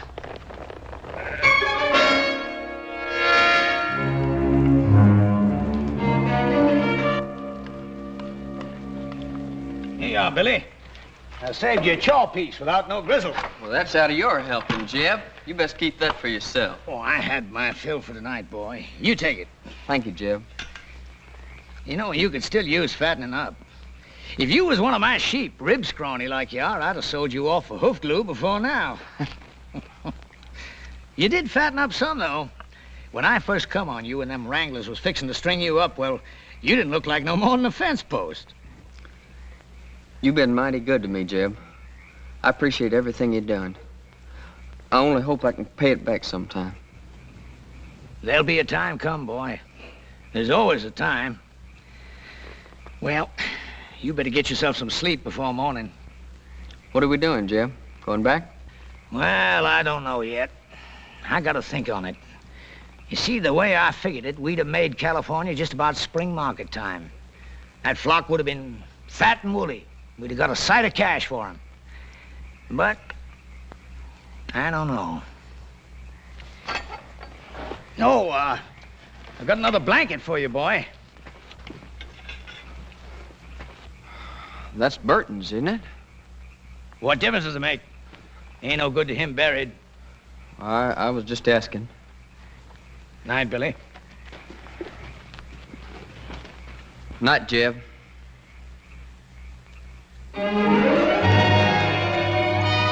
Dad, burn it, little Joe. Cut it. Don't pull it. We wouldn't be having all this trouble if you hadn't gone and lost that chili bowl I always fit on your head. Just take it easy. It's getting thin enough up there like it is. Keep your head still. Are you still putting that salad oil on your hair? Hog lard. Oh. What you so worried about? You ain't gonna look any different when I get done anyway. Yeah, but I'll feel different. What's the matter? He's doing a good job, ain't he? Oh, fine. Yeah. Hey, let me see that mirror.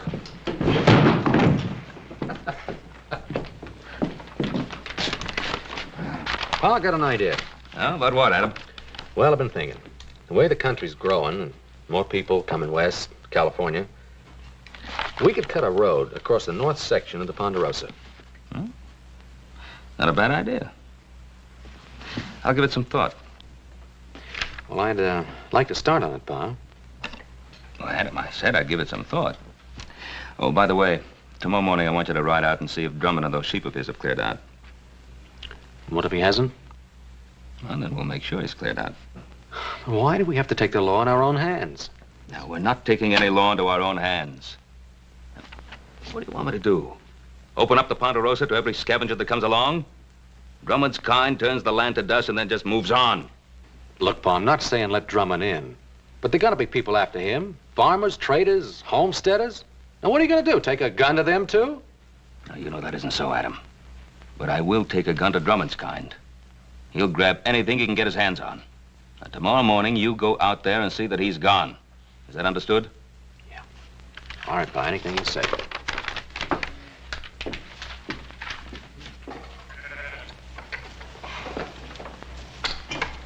Come on, roll out! Come on, hustle it up! Come on, we gotta be making tracks! Want me to get the flock shifted around and head it out, Jeb? I'll lead out the bell sheep if you want. I ain't taking them out. You ain't? You mean we're not crossing the Cartwright line? No, we're crossing all right. But I've been thinking maybe we won't cross all the way. You heard what Ben Cartwright said. Cartwright. I'm through being shoved and hauled by his like. A man takes something, it's his. You gotta start learning that, Billy boy. Yes, sir. But ain't we taking on a peck of trouble? Trouble. I'm an old man now, but I once had me a flock of sheep was like looking across a big white sea. I run them from the Snake River in the north to the Mexican border and back. Then the cattle come, and the farmers plowing up the earth. I've been pushed so hard, Billy, there ain't hardly a corner I can squeeze myself into. But I'm through being pushed now. All right, hurry it up, you men, and get that chuck wagon loaded. Them Cartwrights will be after us before it gets much lighter. Billy, you take them two and hang back to ride guard. And if them Cartwrights come tailing us, you let me know. All right, Jim. And Billy, you make sure you stop whichever one of them it is. You mean kill him, Jeb? Is that what you mean? That's right. And leave them out there like bait to stink a trail with the rest of them. I can't see doing that to him, Jeb. What they ever done to us? Why, them Cartwrights would kill us if they got the chance, every one of us. You know that, Billy boy. Now, don't you shed no tears over them Cartwrights. They're the same kind as tried to string you up. Why, they got, and we ain't. And knows that God ain't gonna give it up unless you shake them until their britches pop. I'm telling you, Billy, they'd kill every one of us if they got the chance. Only, they ain't gonna get the chance.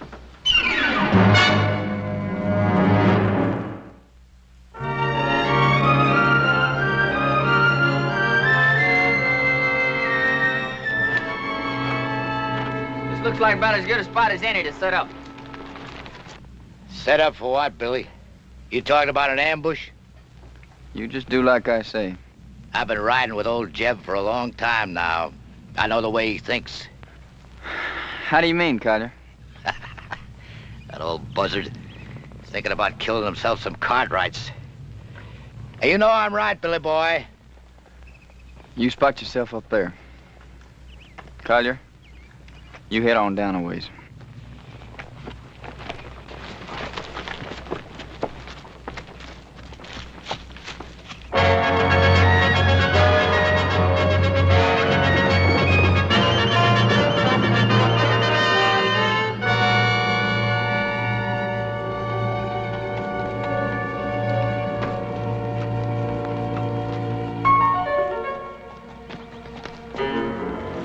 tell you, Billy boy, I don't want to get mixed up in no range war. Not for what we're getting out of it. You just do like Jeb says. Well, can't we maybe scare him a little bit? The Cartwrights? That kind don't scare.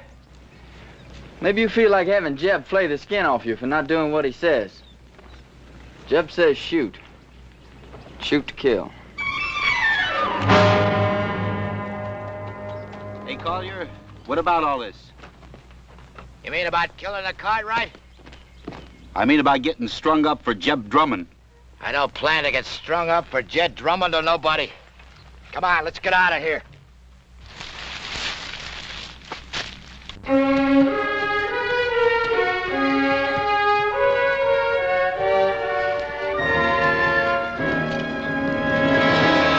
All right, drop the gun.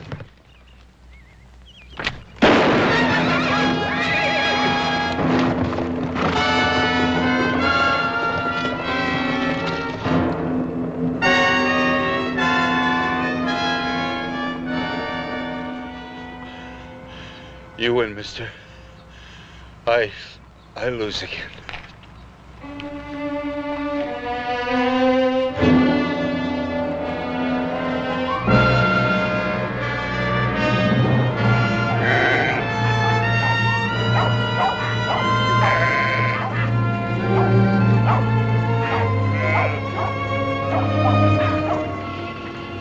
Keep them bunched over to that side so they don't mill.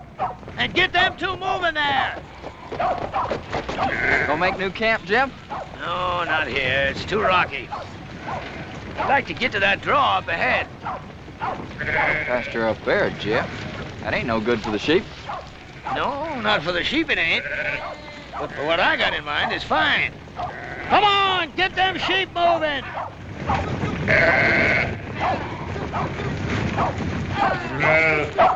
Jeb, what? One of the Cartwrights come upon us unexpected like. Well, did you kill him? Nah, he got Wheeler. There's nothing I could do about it, Jeb. He had position on me. He'd have finished me off, too, if I hadn't got clear. I'll give you a job. I mean to have it done right. Now, instead of the rest of them coming looking for him, he'll tail back and tell them which way we went. Well, maybe it's for the best. If we can get us to that draw ahead of them, might be they get a little surprise, huh, Billy boy? All right, drive 'em! Oh, we run 'em!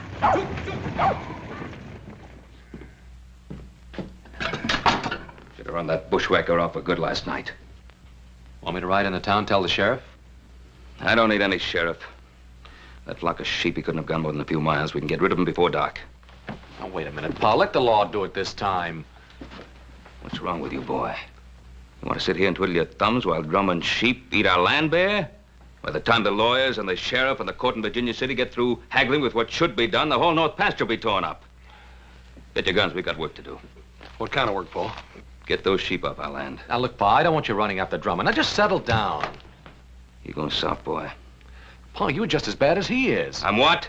You and Drummond both think you're a law unto yourselves, and you're not. Without the law, a man's no better than dirt. Now, you listen to something from me. I cleared that land that Drummond's driving his sheep through. I worked it till my hands cracked open and the sweat blinded my eyes. And I planted that grass, and with the Lord's help, it grew. And I'm not going to let a sheep herder who never did an honest day's work in his life ruin it. Now, you coming with me or not?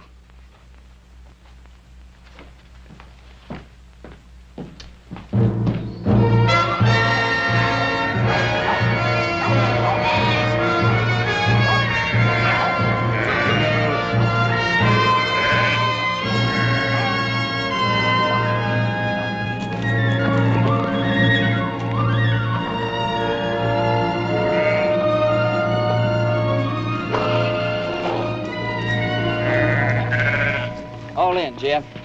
That's good. Now it's the Cartwrights who are going to be in open ground.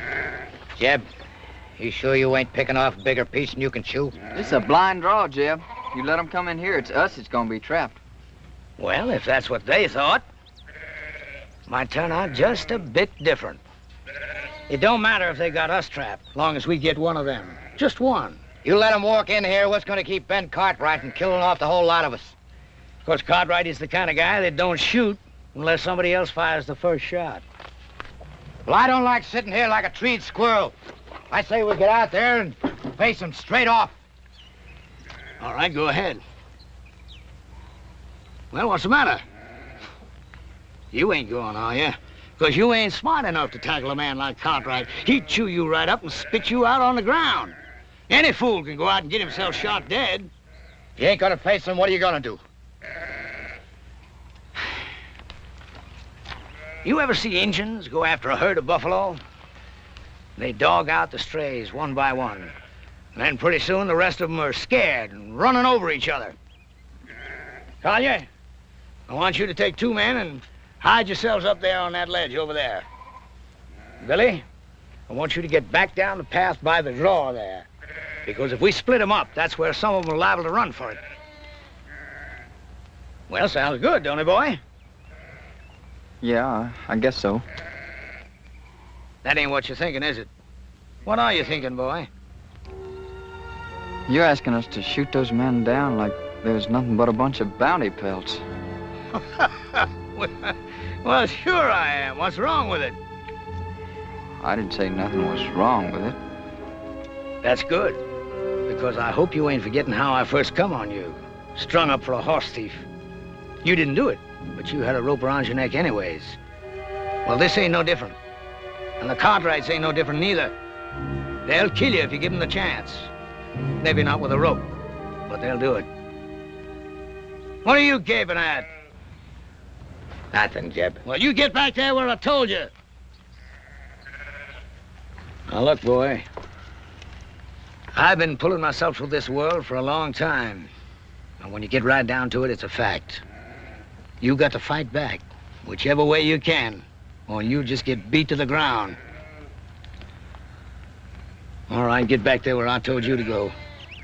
All right, Jim. And, boy, remember what I want. I want one of them Cartwrights alive. Yes, sir. And put a jacket on, boy. There's a chill coming up.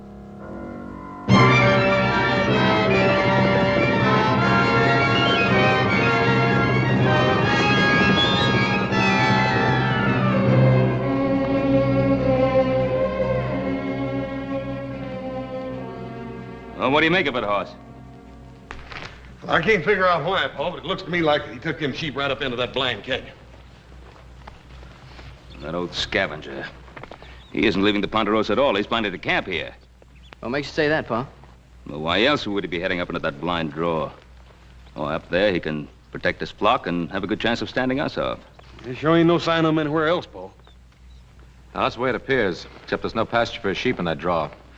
If he can stand us off, that means we can do the same to him. Starve him out. Well, why wait for that? Why don't we just ride in, get it over with? Wouldn't Mr. Drummond love that? The 4 of us bunched up together like so many flies on flypaper? No, we're gonna have to spread out and stay spread. Hoss, you and Joe, you move up on the left side. Adam and I'll ride straight in. Well, there is another thing we could do. What's that? Well, you could stand watch on him while I get the sheriff. I thought we'd settle that. Well, we could pin him down like Adam says. And wait for some judge to serve a paper on him? The court in Virginia City doesn't own the Ponderosa. We do. And if we're not willing to fight to hold on to it, we might as well turn it over to the first settler who feels like staking a claim.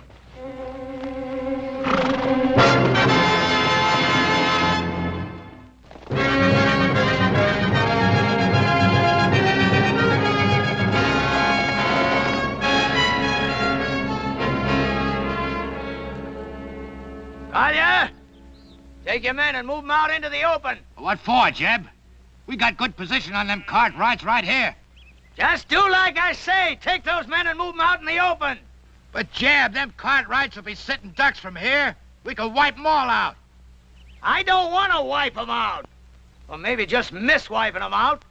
I just want one of them Cartwrights alive. Now, you take those men and move them out in the open where they can be seen.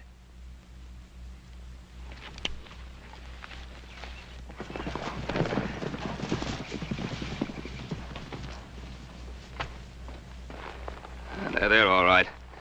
We're riding slow. Adam will come with me. You boys cover us from the rocks.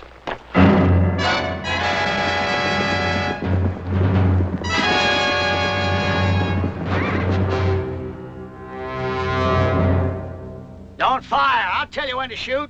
You hold your ground right there. The first one breaks to run, I'll kill him all by myself.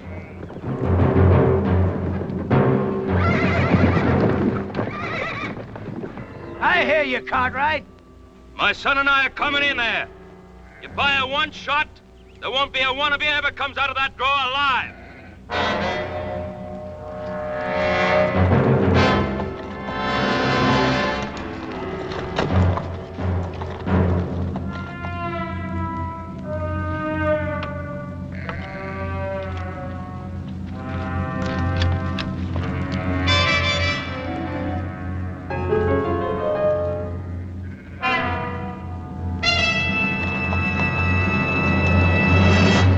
I ain't drawing.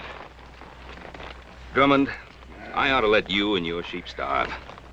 Looks like I did work myself into a hole, kinda. And Drummond, you broke your word to me. You're not gonna break it again. I'm gonna give you one last chance to get those sheep out of here. Maybe we can make ourselves a little deal. No deal, Drummond. Clear those sheep out. He don't give a man much space to twist in, does he? He means it. Now, either you get out, or you get starved out. All right, boys. Put down your guns. I'll get my sheep out of here come morning. You get your sheep out right now. Sure beats me. Here you own half the world.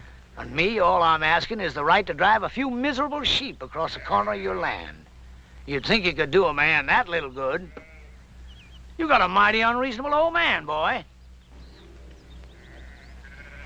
Now, Drummond, get those sheep out now. All right, boys, you got your orders.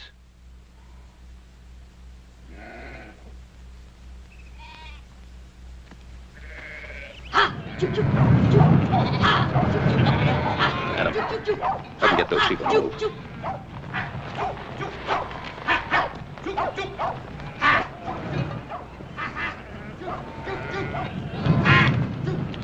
Hey,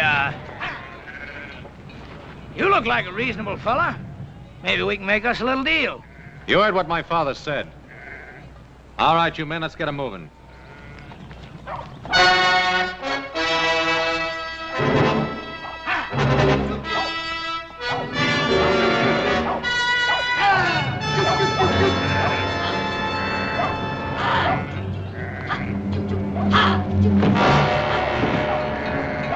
Take cover, men!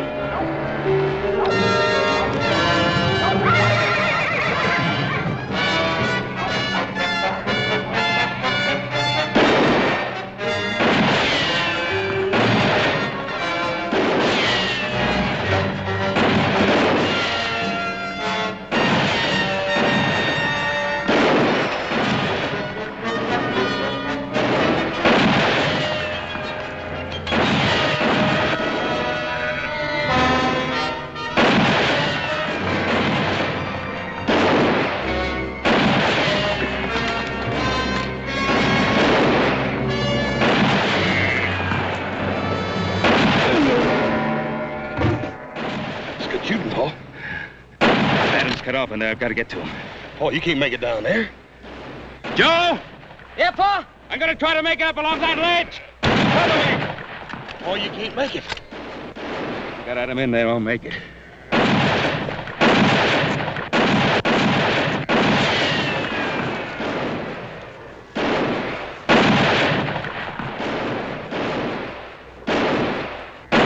Joe! Yeah, Pa? That Drummond is behind the wagon. I can't get a shot at him from here.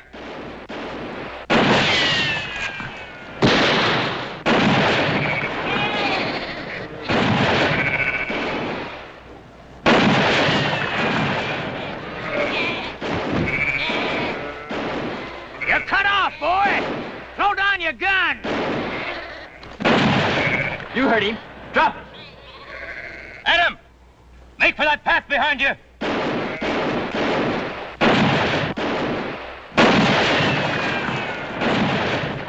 Come on, Billy, cut him down! Drop it, kid. You're gonna kill me, ain't you? Come on, kid. I said drop it. Now get out of the way. I can't. I said, get out of the way. I can't, Jeb. Give me orders. Cover me!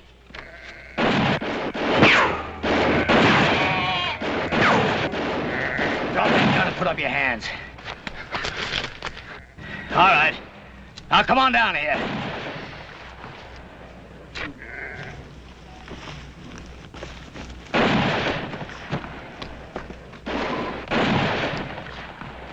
Cartwright!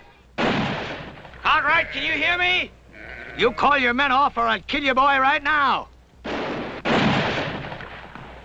Joe! Horse! Hold your fire. All right, now clear out. You still trapped in that hole, Drummond? Am I?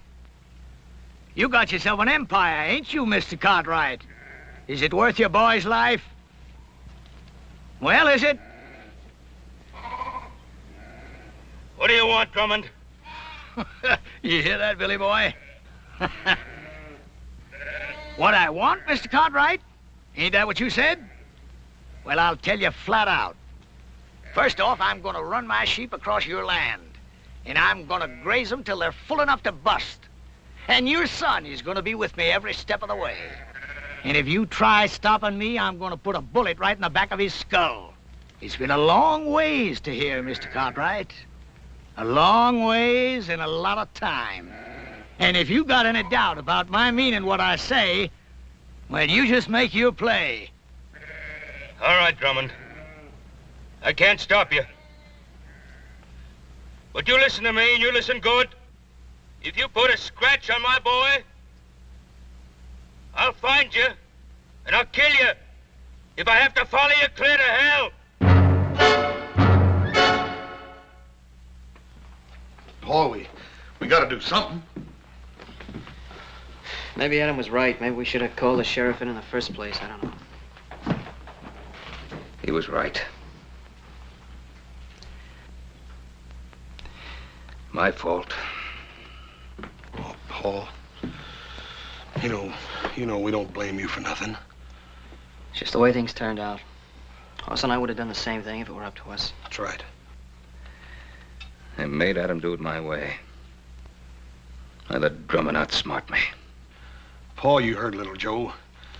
Any of us would have done the same thing. I couldn't have done it any differently. Couldn't just invite him in and ask him to make himself and his sheep at home in the best pasture. Paul, we know you couldn't do any such thing. But don't blame yourself. Should have thrown him and his sheep right off the property right away. I was soft. Paul, we've all learned our lesson. From now on, we'll know better than to try to fight this sort of thing ourselves. We'll go for a sheriff. You mean from now on, the Cartwrights don't fight their own battles anymore? Is that what you're saying? From now on, whenever we get into any kind of trouble, we have to go begging for help? Not begging. It ain't begging. Well, then what is it if it isn't begging? It's asking. It's asking like other folks do when their rights are violated, Paul. It's asking folks whose sworn duty it is to uphold the law to come and help us. Paul, ain't that what you always tried to teach us? Pa, you know I've always wanted us to take care of our own troubles. But this time they've got Adam. I just don't think there's anything else we can do. Yeah. Yeah. All right, you two saddle up. Ride into town, tell the sheriff what's happened. I think I can go faster by myself. Hoss. You and I, we're riding into Drummond's camp. I got an idea how to keep Drummond busy till the sheriff gets there.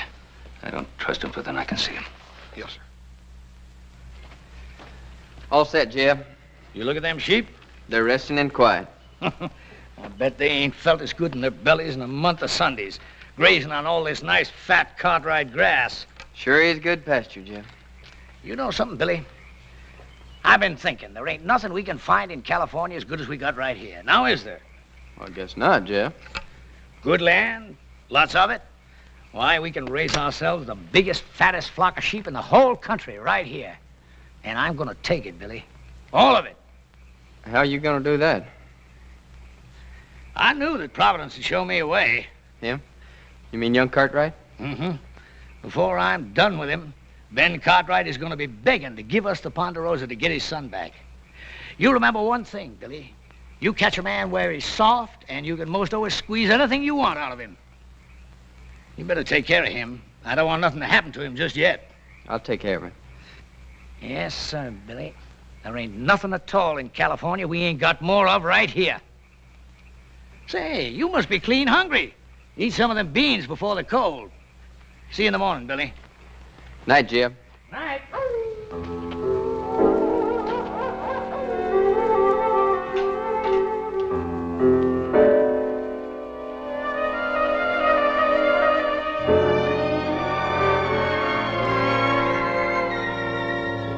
Brought you some beans. I can't untie you. Jeb wouldn't favor that. It's all right.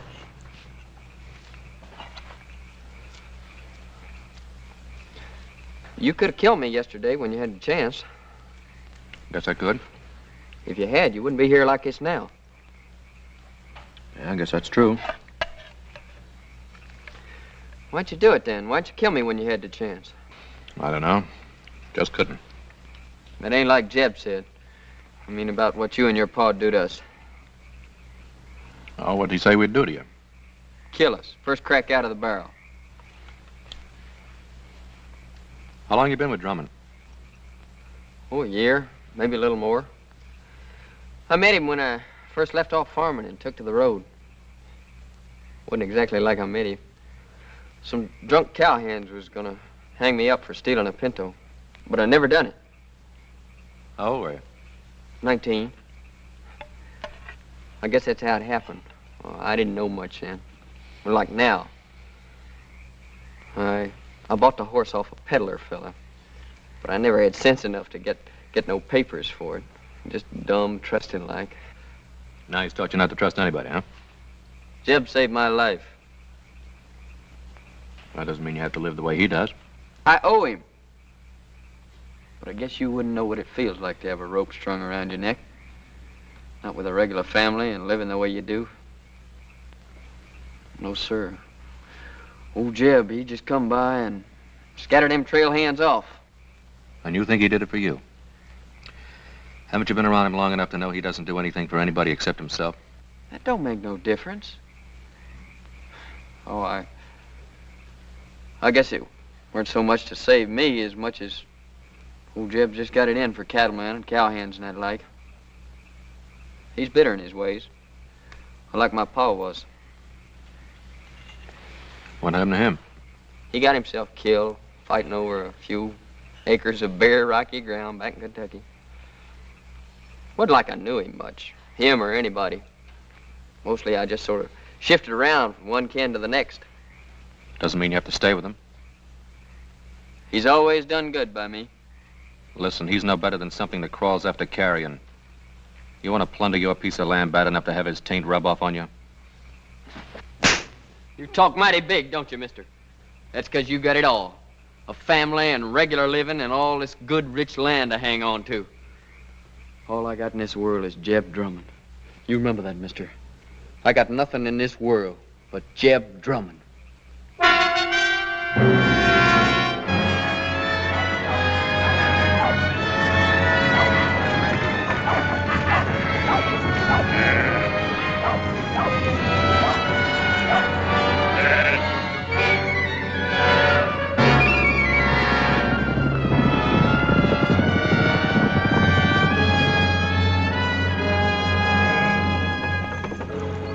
Jeb, two men on horses. Looks like the Cartwrights.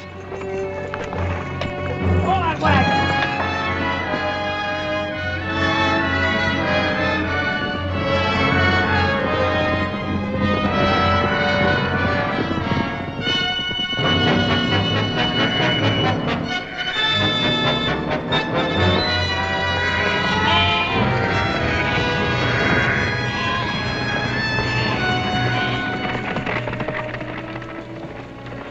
I left my gun, Drummond. He ain't left his. Get that gun, Billy boy. Adam. Hello, Pa. All right. Now suppose you dismount and say your piece.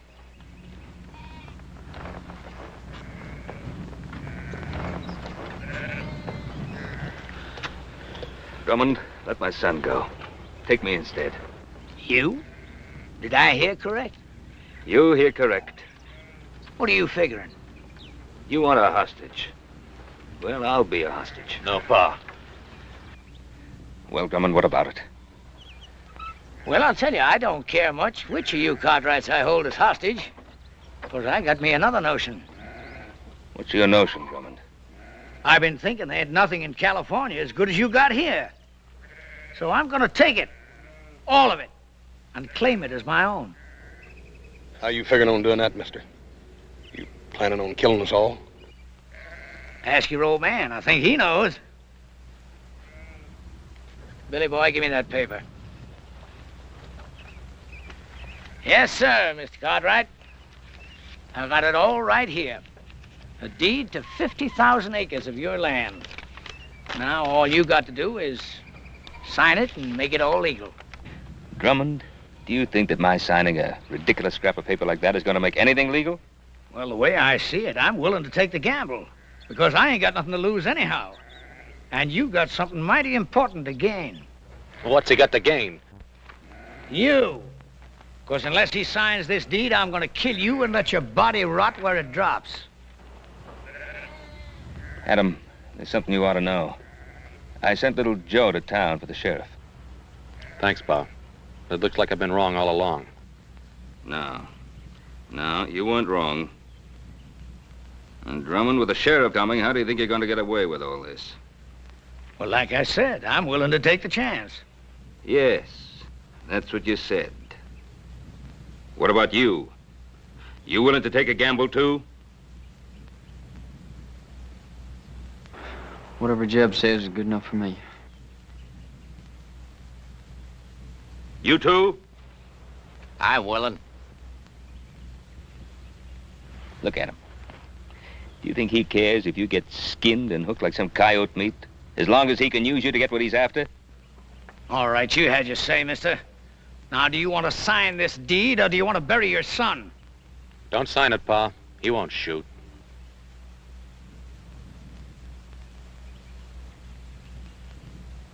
That's the difference between you and me, Drummond.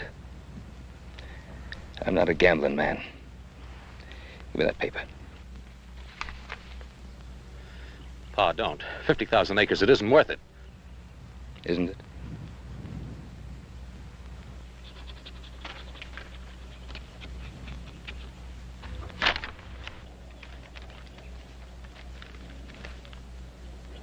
Well, that's a mighty fine-looking signature. Much better than I could have done. But then, I never owned 50,000 acres of prime land before, neither. And you don't own it now. Don't move! Adam! I was gonna make it an even deal. The land for your son. But it looks like I can't trust any of you Cartwrights. There's only one way to deal with you. Give me the gun, Billy. You can't just kill him, Jeb. Can't I? You just watch. I ain't done nothing for you to kill him over, Jeb. You give me that gun! But, Jeb... Look, how many times I've tried to beat it into you, Billy. If you want something in this world, you gotta get it whichever way you can. But you go right on being woman soft. Maybe I should have let them wranglers string you up for stealing them 3 pintos. 3 pintos? Jeb, how'd you ever know they was looking for 3 of them? Well, they said, I guess. No, they never. They never said nothing after you came. Well, that don't make no difference, boy. Don't it? Well, I think it does, Jeb. 'Cause you killed them straight off. I thought it was to save me, but that wasn't it, was it? Well, you knew there's 3 pintos, 'cause you was the one that stole them and sold them off yourself. I guess I really don't owe you nothing, do I, Jeb? Now, you know that ain't right, Billy boy. I mean, maybe I did lie to you about them pintos, but I always done good by you, and I taught you things. Sure. Like shooting a man in the back, like grabbing and thieving. Well, I learned good, Jeb. But I ain't learning no more. Now, look, Billy. Billy, you're like a son to me. The only reason I want this land is because I'm going to leave it to you. I promise it. No, Jim. You give me that gun! How many times I tried to beat it into you, Billy?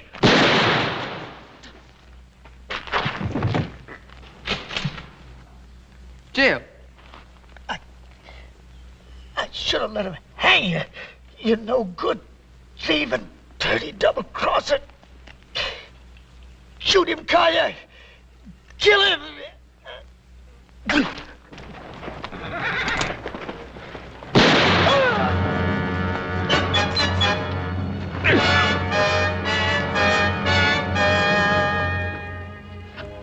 Hey, Pa, how come Hopsing got all this vinegar? Sorry, Paul, you didn't have no rutabagas. Guess I'll be leaving. Sure do thank you for all your help. For the shirt, little Joe. You're welcome. Where'll you go now? I don't know exactly. Billy, do you ever think of taking up homesteading? You mean a place of my own? Yeah. Sure, but... Well, we got a lot of open land here in the Ponderosa. I figure that Adam here could probably help you pick out a good piece of it. You mean a piece of your land? Well, we got a lot of people coming out this way. I guess we'll have to make some room for them all, including the law. Well, Mr. Cartwright, I sure will try to live up to your faith in me. Well, Billy, you better, because if I catch you stepping out of line just once, why, I'll... You'll, go get the sheriff.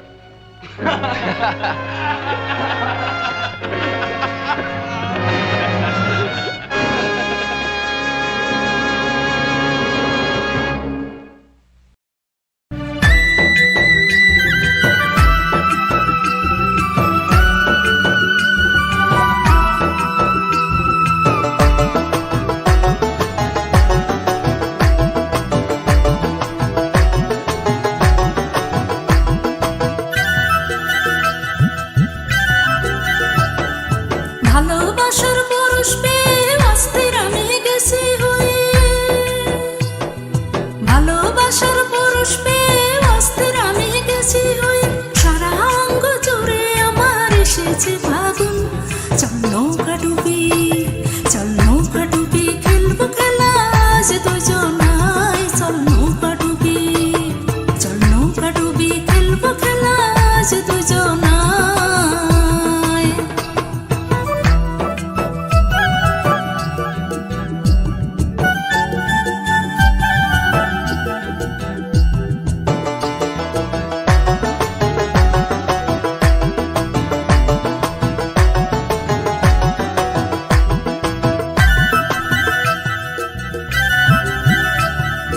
বাড়ির কাছে ভরা নদী এসেছে জোয়ার ভাটা শেষ হলে শুকনো বালুর চর বাড়ির কাছে ভরা নদী এসেছে জোয়ার ভাটা শেষ হলে শুকনো বালুর চর ঢেউয়ের তালে তুলতে চলে আমার নাই চর চল নৌকা ডুবি খেলবো খেলা আজ দুজনায় চল নৌকা ডুবি খেলবো খেলা আজ দুজনায়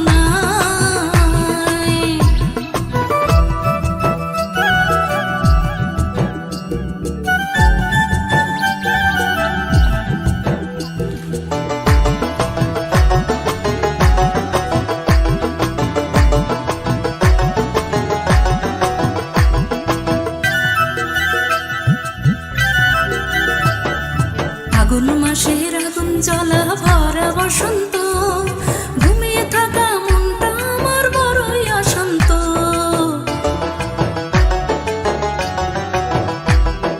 ফাগুন মাসের আগুন জ্বলা ভরা বসন্ত ঘুমিয়ে থাকা মনটা আমার বড়ই অশান্ত প্রেমের গাঙে সাঁতার কাটলে হাতটা আমার ধর চল নৌকা ডুবি খেলবো খেলা আজ দুজনায় চল নৌকা ডুবি খেলবো খেলা আজ দুজনায়